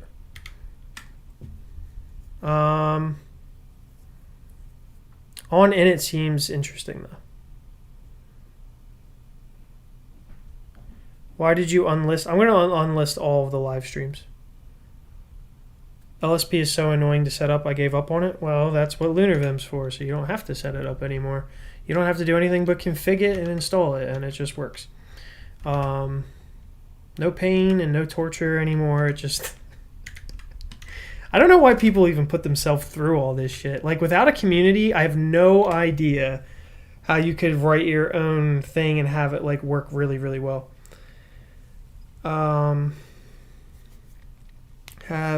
It's complaining about the which key mapping. You just commented out. Okay.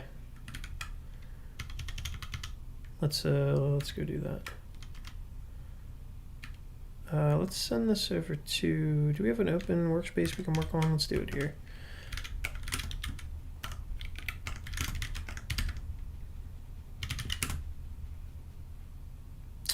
The which key mapping happens, I'm assuming, in which key, so under... What time is it? 8? Okay. Lua, and then which... No. Core which key.lua. And if we look for capability... What does that have to do with me opening a file, though? Like, if it wasn't called, why would it complain? It seems to be an init 301.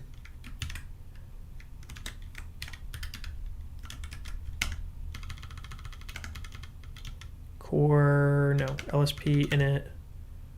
And then we'll just go to 301. It's like here. I think it's saying the lang doesn't exist or something. I'm not sure.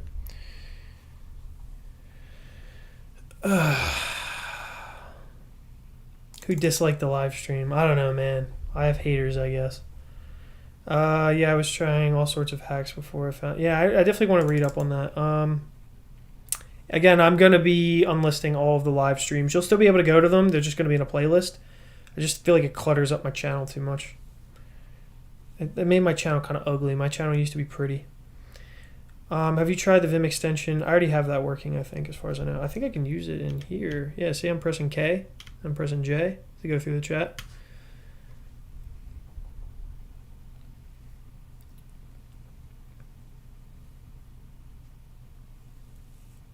Like the creator of Fallout, yeah. What did I do before NeoVim? I don't know, all the same stuff I do today. I guess I watch TV more often instead of working on this. So there was a lot more TV and movies in my life. I watched So like before this, I feel like people don't realize how much time they have on their hands. By the way, one second. I'm going to go try and turn on my light.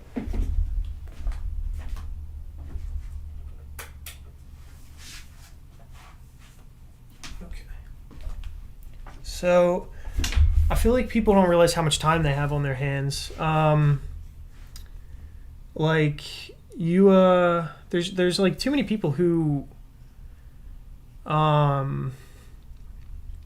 like they'll watch like, you know, I watched like Game of Thrones all the way through. I was like keeping up with like Walking Dead, Game of all these TV shows, movies. So I would like watch all the Marvel Avenger movies and all that stupid shit. And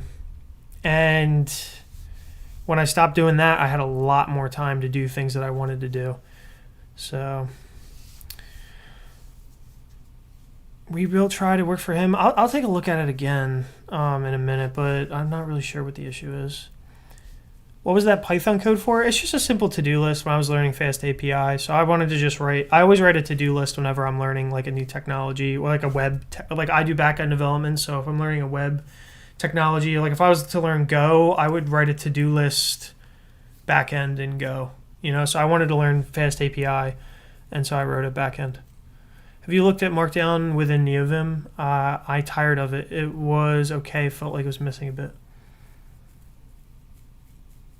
What, like writing Markdown in NeoVim? What's the issue? Is Conda activated on that shell? Can you try a clean one? Yeah, I'll try a clean one.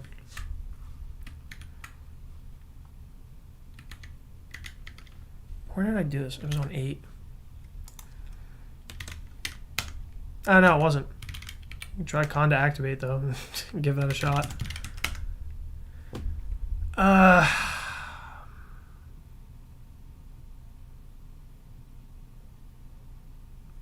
It doesn't have lang for some reason.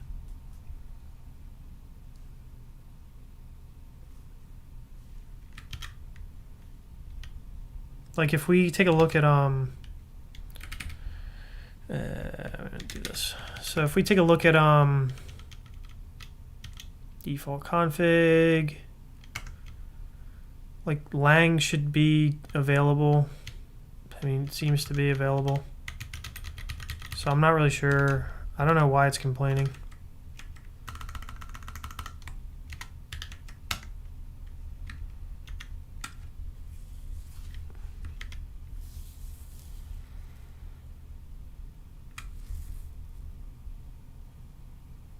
Do you think moving the couch to your PC so you can sit on it and use your computer is a good idea?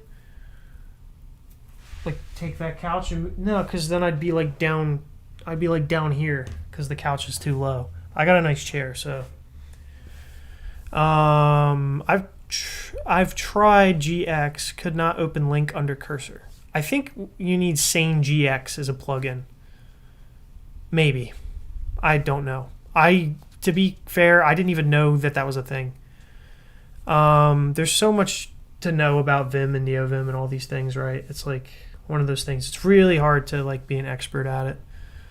I was a League of Legends addict, lost so many times. Yeah, dude, I played video games, a lot of video games. I was always playing a video game, always watching a TV show, always thinking about movies, like stupid like I saw a thing recently like oh, did you know that Iron Man's armor was stronger than adamantium and another Marvel Universe metal and like they like this kind of thing, and it's just like, who cares? Like what? Like just go build something. Stop watching TV. Stop listening to these nerds talk on things that don't do anything besides consume. You know what I mean? Like just like build something or do something interesting. You know what I mean? It's my thinking anyway. At least like if you're gonna consume that kind of stuff, make it a small portion of your day, you know? Like a very small portion of your day versus like 6 hours thinking about it, you know? I used to think about that stuff all the time, like what was gonna happen next on freaking Walking Dead, you know? So yeah, I lost a lot of brain cells thinking about that stuff too. Check default config.lua line 555. There is a common capabilities that should not be there because of Puppet. Oh, okay, interesting. Will LunarVim become an operating system like LunarVim D? Mission creep is Mission creep is real. Okay, I gotcha. I bet SpaceVim at the beginning was like, we're only gonna have some basic stuff working. LunarVim is great, by the way. No, see, we started like this is the thing. We started like SpaceVim and then we walked it back. Whereas I think SpaceVim probably started like us and then they walked forward. And then one of the big things I'm gonna do every single month is I'm gonna go through LunarVim and decide what I can delete. I want to get rid of everything I can. I want to have less capabilities and put more onus like on the user to do weird things. But the idea is it should work out of the box. As long as it can still work out of the box and I can get rid of stuff, that's the best thing. So no, we want to get rid of as much as we can. We may even get rid of NVIM tree and stuff like that in the future. Some guy floated getting rid of Telescope. I really like Telescope, so I don't really want to get rid of Telescope, but you could, right? Like, you don't need it. You just kind of need some of the other stuff set up. Anyway, I'll check 555 in a second. It probably is because of Puppet. Actually, Hatsu, could you fix the Puppet thing and push it up, and then I'll re-pull it, I guess? Because I did fix Puppet for some guy today. Will LunarVim become... No, yeah, it's not going to happen. It's not going to happen. We're not going to end up like that at all. We will not end up like SpaceVim. SpaceVim is slow, and it's bloated. I'm sure it's fine. I'm sure it probably works fine, but it's... I was looking at some PRs to like get stuff working on. Like I was just like, I don't know, because SpaceVim is obviously a thing that's similar to me, so being compared to it is like obviously going to happen. I guess my problem with SpaceVim is just the complexity in terms of like files. Like there's so many files. No, like if you were to ask, like if I was to ask you, like where are the plugins? You know, like, I don't know. Like, I don't know why I clicked on this, but like, where are the plugins? You know what I mean? For like this. Like, I guess you could read the docs, but like, I like code that like is really easy to explore. Like, of course I could go read the docs. I could learn all the things. I'm sure it would not take too long, but like, there's all this stuff here. There's all these, I guess, binaries and stuff like that for whatever reason. Bundle has all of this stuff. Like, all right. Do we really need all this? You know what I mean? Like, okay, it has Vim filer. I know it has more than just that for, like, doing stuff like that. Like, why does it have easy motion built in? You know what I mean? Like, why don't you bring easy motion? It's very easy to install easy motion. It's got Vim airline and airline themes and all this stuff. I guess we have Galaxy Line, so we can't talk too much about that. It's got Vim filer and nerd tree. I'm surprised it doesn't have commentary and nerd commenter. Does it? Does it have Vim commentary somewhere? No.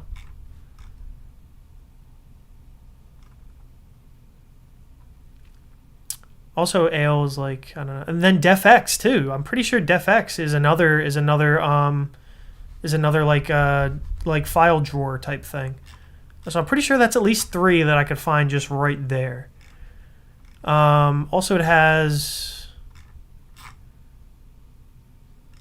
I don't think Neo format's really that good anyway.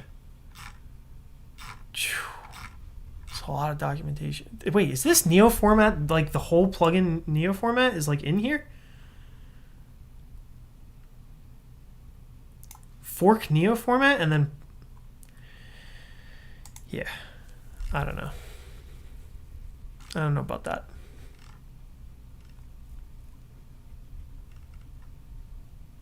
It just, in my opinion, has way too much in here that the user could just bring themselves. And this is just auto load, right? Like I didn't even go through like the config. Here's plugins. It has COC too.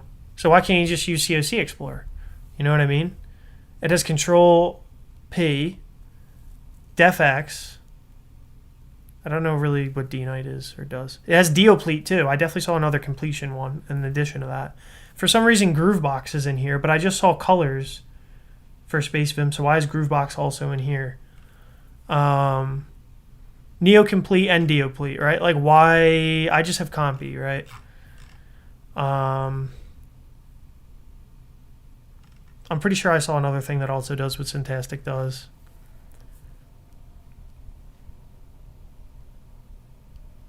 Yeah, I just don't... Maybe I'm missing something. I don't know.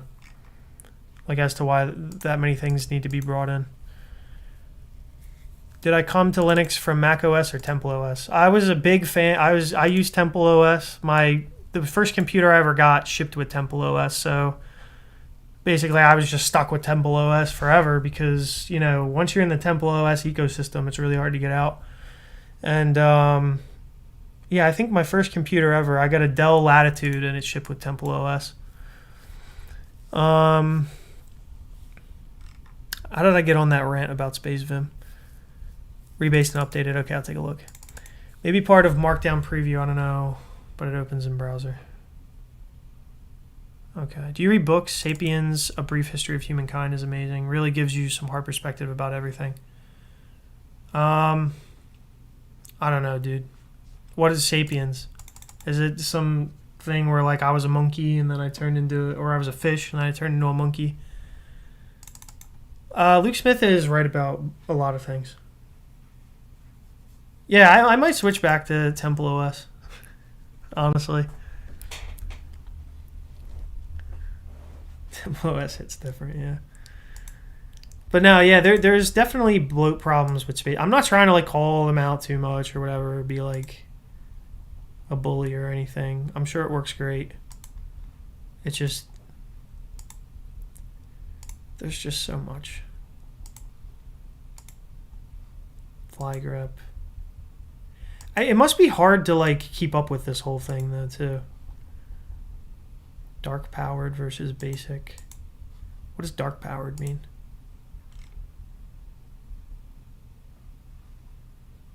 Okay.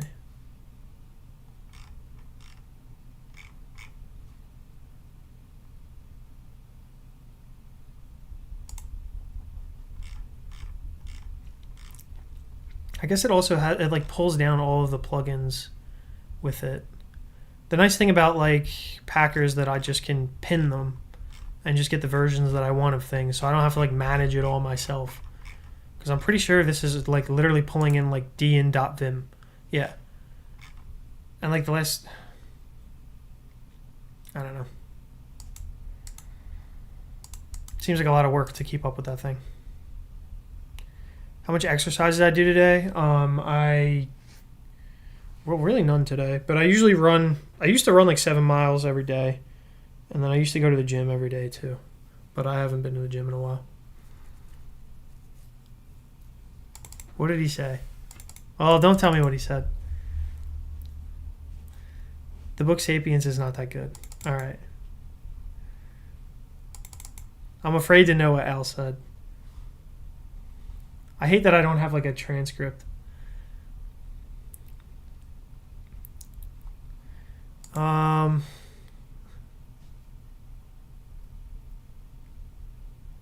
Let's see. So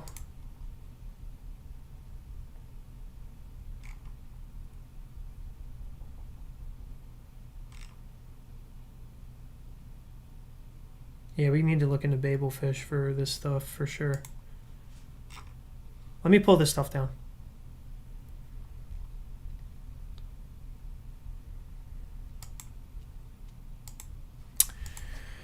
Where am I supposed to be?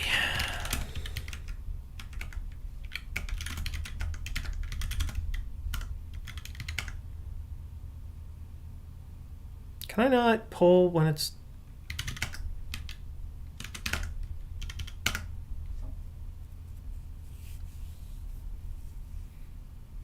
I'm gonna do this stupid thing now. Hold up. Okay. Luke Smith would say LunarVim is bloat and you should just use pen and paper. He probably would. I don't know. I don't really care too much about what he would say about things. Like, but I do know that he had a big crusade against bloat, and I think he's definitely right about that. But like, if someone was trying to, I'm just like, you know, if someone was trying to have some sort of like IDE experience, like a full IDE experience, right? Name me something lighter than LunarVim for that. You know what I mean? I'm talking like the works for everything that you would need to be like a modern day, you know, soy developer, whatever. Like, could you use something lighter for that than LunarVim, right? For everything, you know, that you would expect. Did you design the whole LunarVim file structure? I designed some of it, but also Hatsu had a hand in the core idea. So.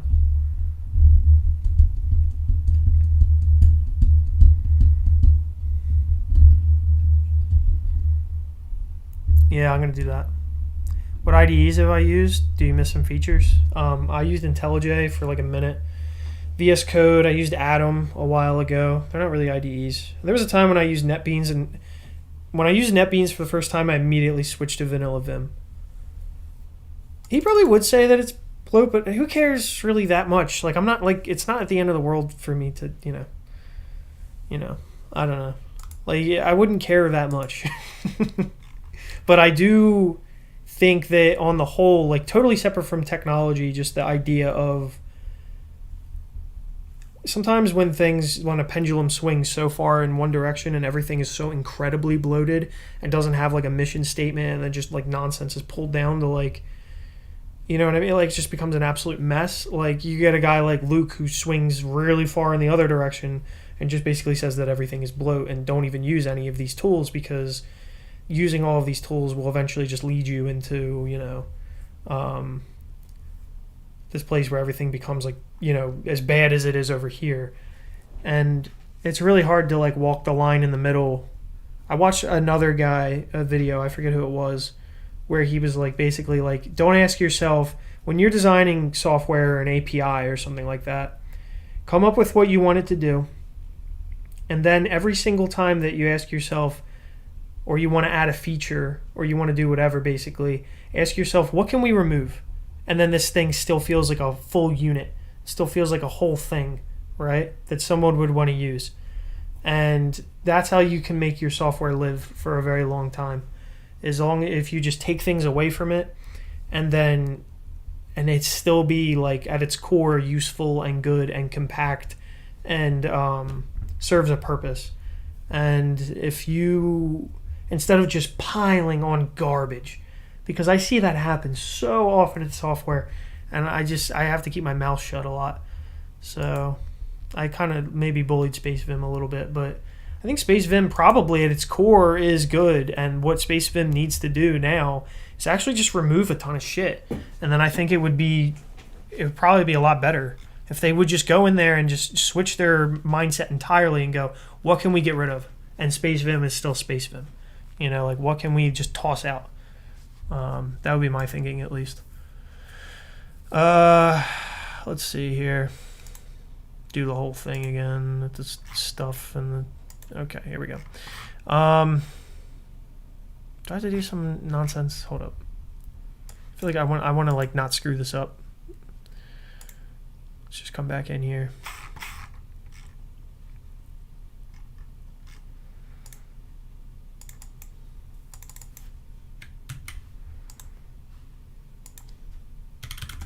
Get something. Get blah blah blah blah blah. Get checkout. We'll go back to master, I guess, or get stash. Get. Don't you stupid thing. All right, I'm gonna check that out. Already exists. All right, whatever. Then we should be able to switch to it. What the? There we go.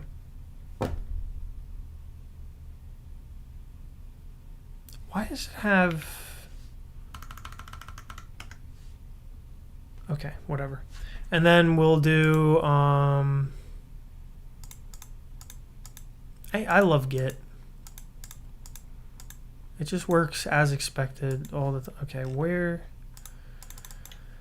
Alright, we'll do this. Hopefully this works, or else I'm going to have to like delete the thing. And auto merging. There was a conflict in default config. Of course there was.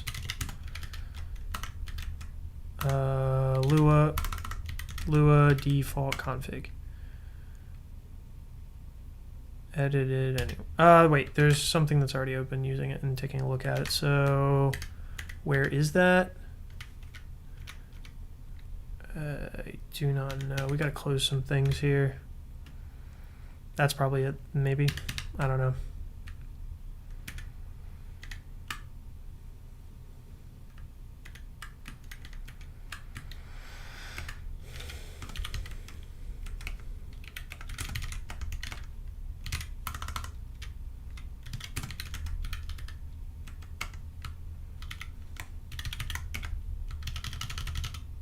Don't tell me this is like some giant thing that's like...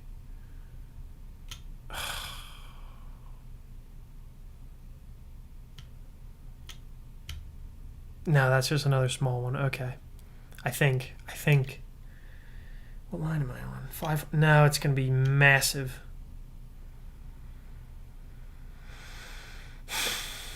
I love Git. It's great. It's the best thing. I'll have to take a look at this next stream because I'm just aggravated with it now.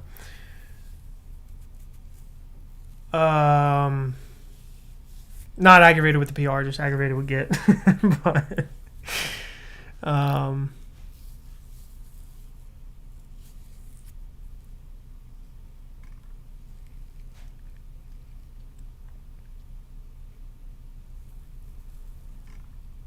geez, a lot was said.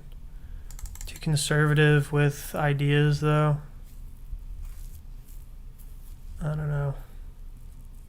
NetBeans sucks. Yeah, I would expect it. Luke only writes bash. Nah, he writes some other stuff. I've seen him make websites, I guess, like base.cooking or whatever. That was a cool website. Best way to get people to switch to Matrix from Discord. I'm kind of just trying to bridge Discord to Matrix and get people over to Matrix when I can. That's kind of my way of doing it, I guess. Bash blog, yeah. I think Luke is authentically who he seems to be. Maybe a little bit over-exaggerated in the videos, but ultimately I think he probably is that guy.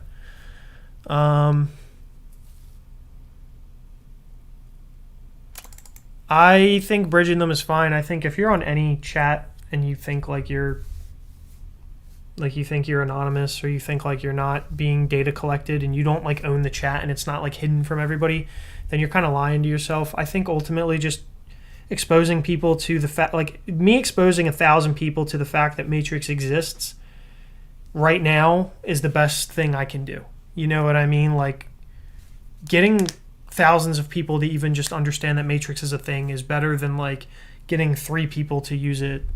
You know what I mean? Just keep what sparks joy, yeah. Yeah. I migrated from Rafi config to LunarVim and Lua, and SpaceVim is a Vim scripts hell. Yeah. I think the best thing they can do is just get rid of shit and just delete a bunch of stuff. That would be if I was running SpaceVim, which I'm not, but that's what I would do. Fourth, never really heard of it. Yeah, I don't really watch a lot of YouTube either. If I am watching something, it probably will be on YouTube or Odyssey, though.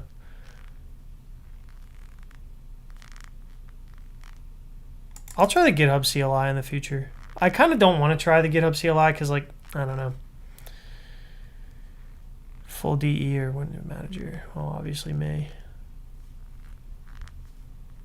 Well, if me, Rishab, and Luke are using DWM, then you should be using DWM.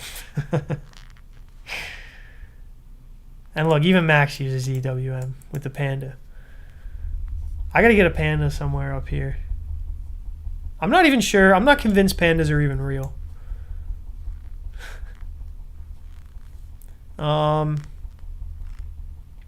Just do get reset hardhead. Okay. I'll do that. The aggravation with get is getting to me today, though.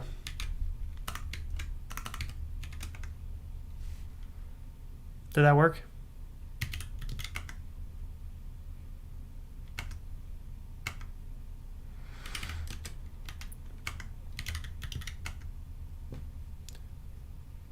Bad argument. Okay, let's just go blow away our compiled file.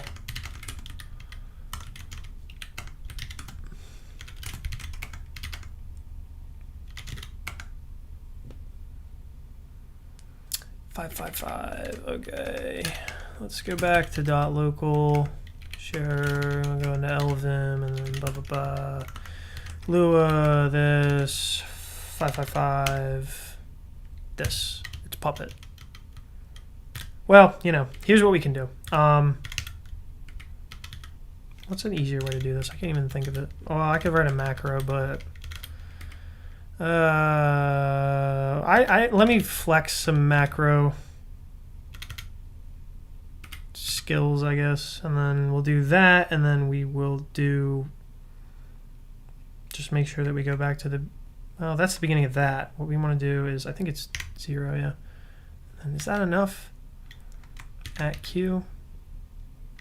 I think it's at Q, right? No? Okay, QQ. See how it's like slower even if you try to do this? And then if we go back, and then we end the macro, and then we do at Q, and then this. There we go. I tried to pull and it didn't work.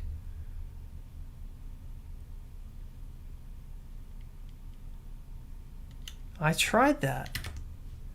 It said which branch I want to merge with. I don't like. We should.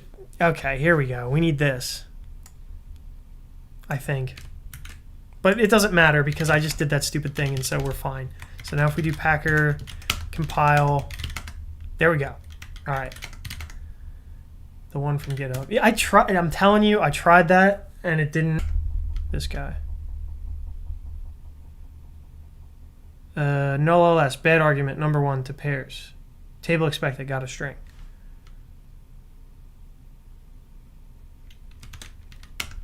Well, that's an issue. It could be because if we go into this, and if you take a look, I had some checks for these things to do, like if it's a string, do this, if it's a table, do that. You can notice that I have those things somewhere. And then if we go into repos again, to-do list, unable to find path for MyPy. Why did it try to do MyPy?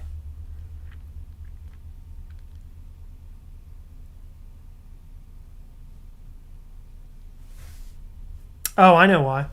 Because it's in the defaults. It's in the defaults. So that's why I tried to do that.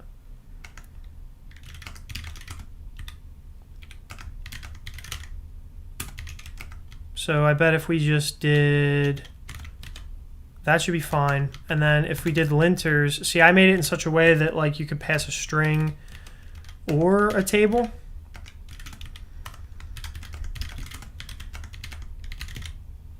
So that people can't really hurt themselves. Unable to find path for flake 8. Well, that makes sense because now it found it, I bet. I like that. I like that. I definitely like seeing that problem, for sure. That's extremely useful. Now the question is formatting, right? So like, okay, say I come in and I want to do a format. It does it. Doesn't give me any nonsense. That's good. Okay.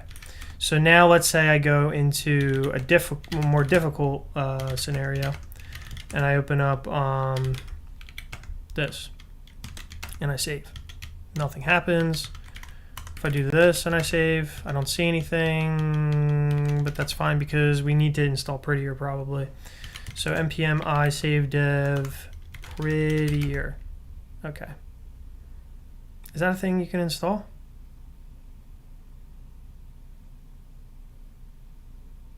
What did I just install?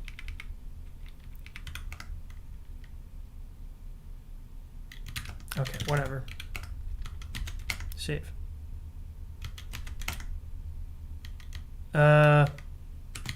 Format.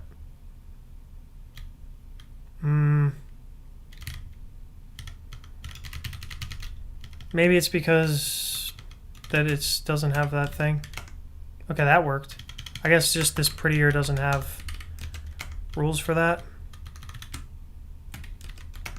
That's fine.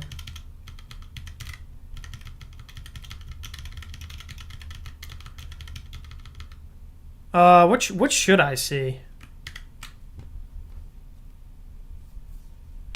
What's up, Vagazino? Is that Yuval Harari's book? Do you have any idea how to get that lamp sign for available code actions? That's a plugin called Lightbulb. I still need to pull. I should have it, right?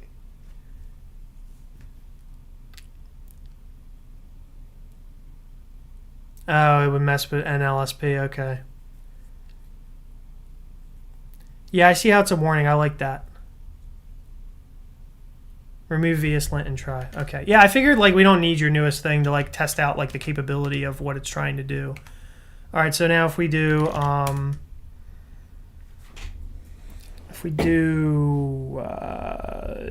doing something.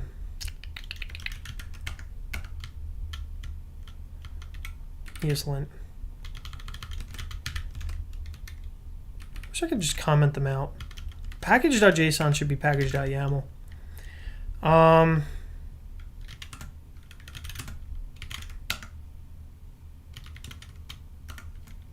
wonder if I could just... Unable to find path for ESLint. I really do like that. That's way more communicative. That it says it's trying to find that, but it can't find the path. I'm a big fan of that, for sure. Look into some of the... yeah, you do. You do. I thought I had one in there. Look into the stuff I was doing with isTable and isString, and then make sure that you can accept tables and strings, and that's a pretty big one. There's other weird stuff that I fixed with mine that you should watch out. Do not push your local... Oh yeah, I'm not gonna push it. Yeah, I'm not gonna push it. It's fine. Let's just leave it open for a little bit because I'm not gonna change anything in that area anyway, so nothing's gonna change there. But I want to make sure that we can accept tables and strings.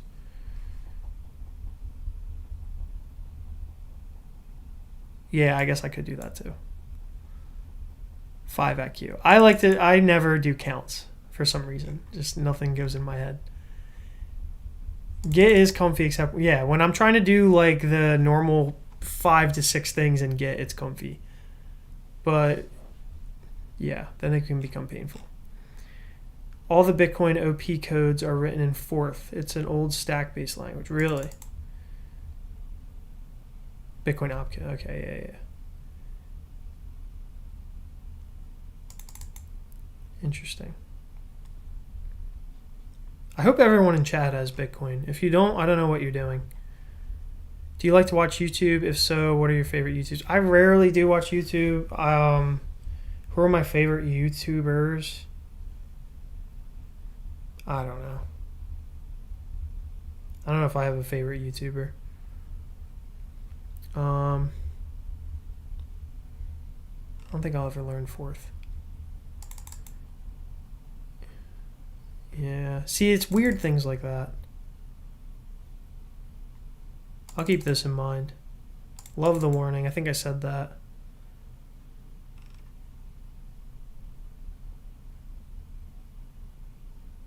Take a look at null-ls. I think you'll... Okay.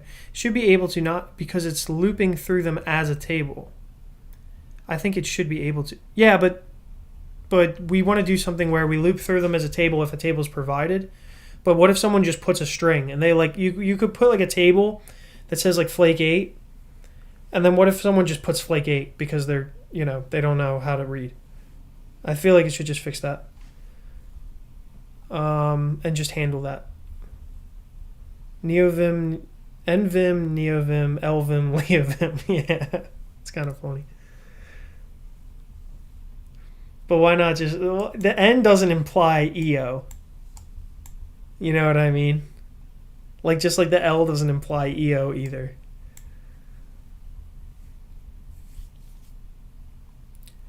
Yeah, with is the thing we can use for arguments.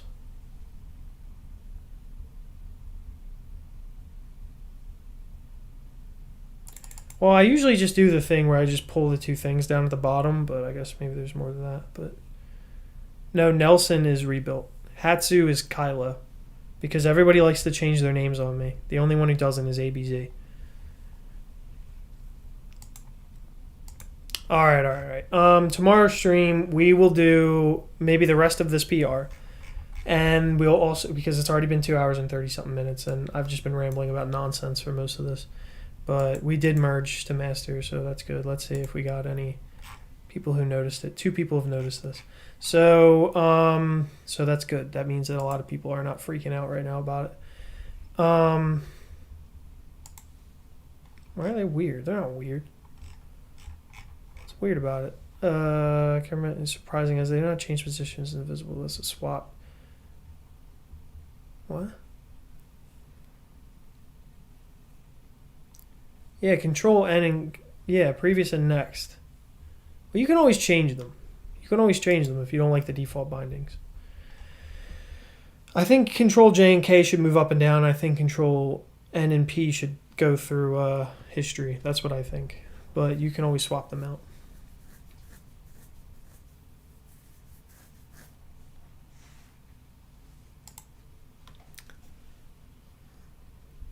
We are ready for 1.0. We're not ready for 1.0 until NLSP has better support.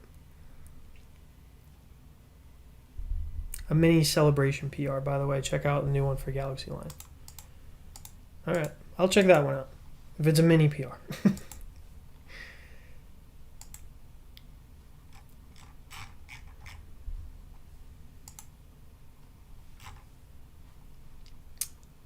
Oh, if we can get like Flake 8 and stuff, if that's what this is, I definitely want this.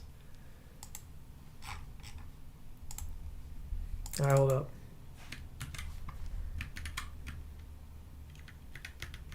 Let me just, can I do it? Where was I?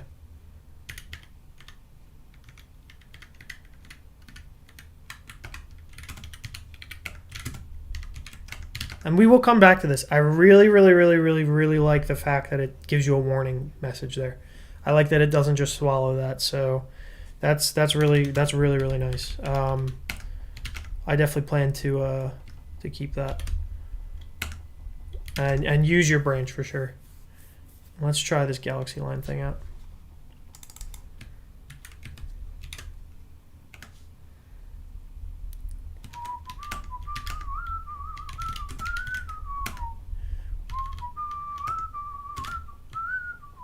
See, that's awesome. See, that says Lua check. But what I'm missing is a style Lua. How come we? I guess there can only be so many characters. But shouldn't style Lua be there too? That's awesome that Lua checks there though. But I guess you don't need to know the formatter. But it would be kind of nice, I guess. But definitely cool that that's there. Let's go take a look at Python. To do.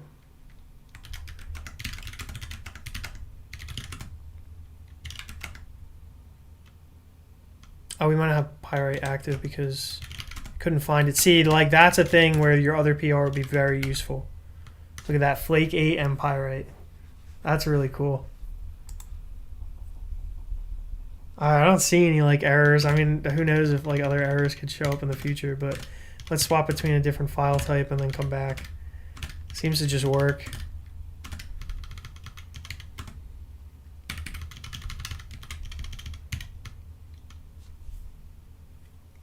Yeah, that's too cool to not merge. That's awesome.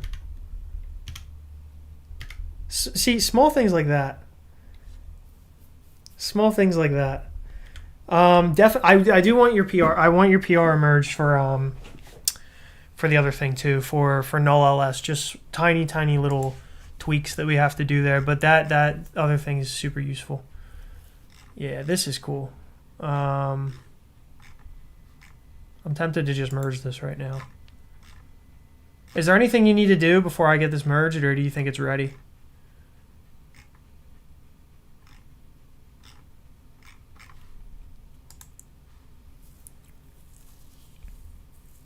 I'm like, I would never really expected to see like Flake 8 and like all the other things like Lua check down there and like see everything else. It's a lot better seeing those things than seeing null-ls show up, If you think it's ready, I'll merge that now into rolling.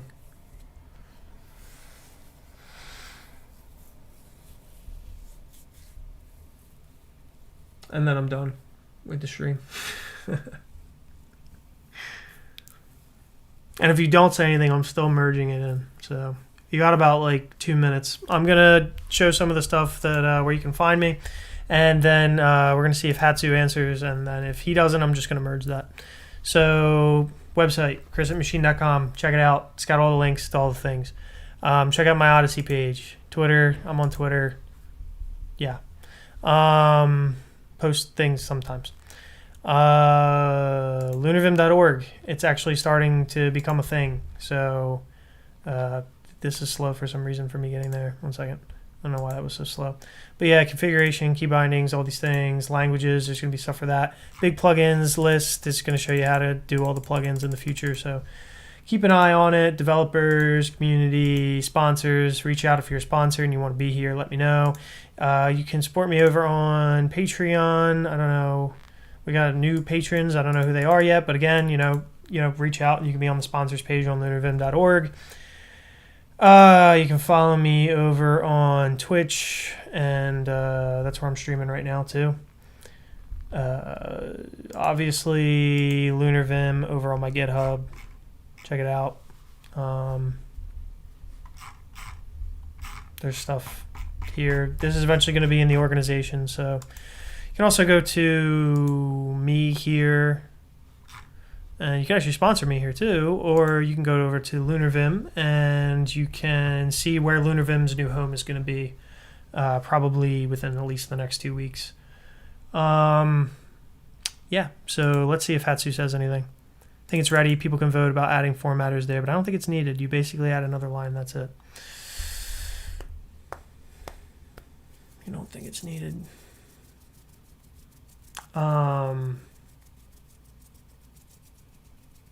I kind of want it, but, that's fine. It seems like a really easy thing to add in the future. We'll see how we like it with just other diagnostics for now.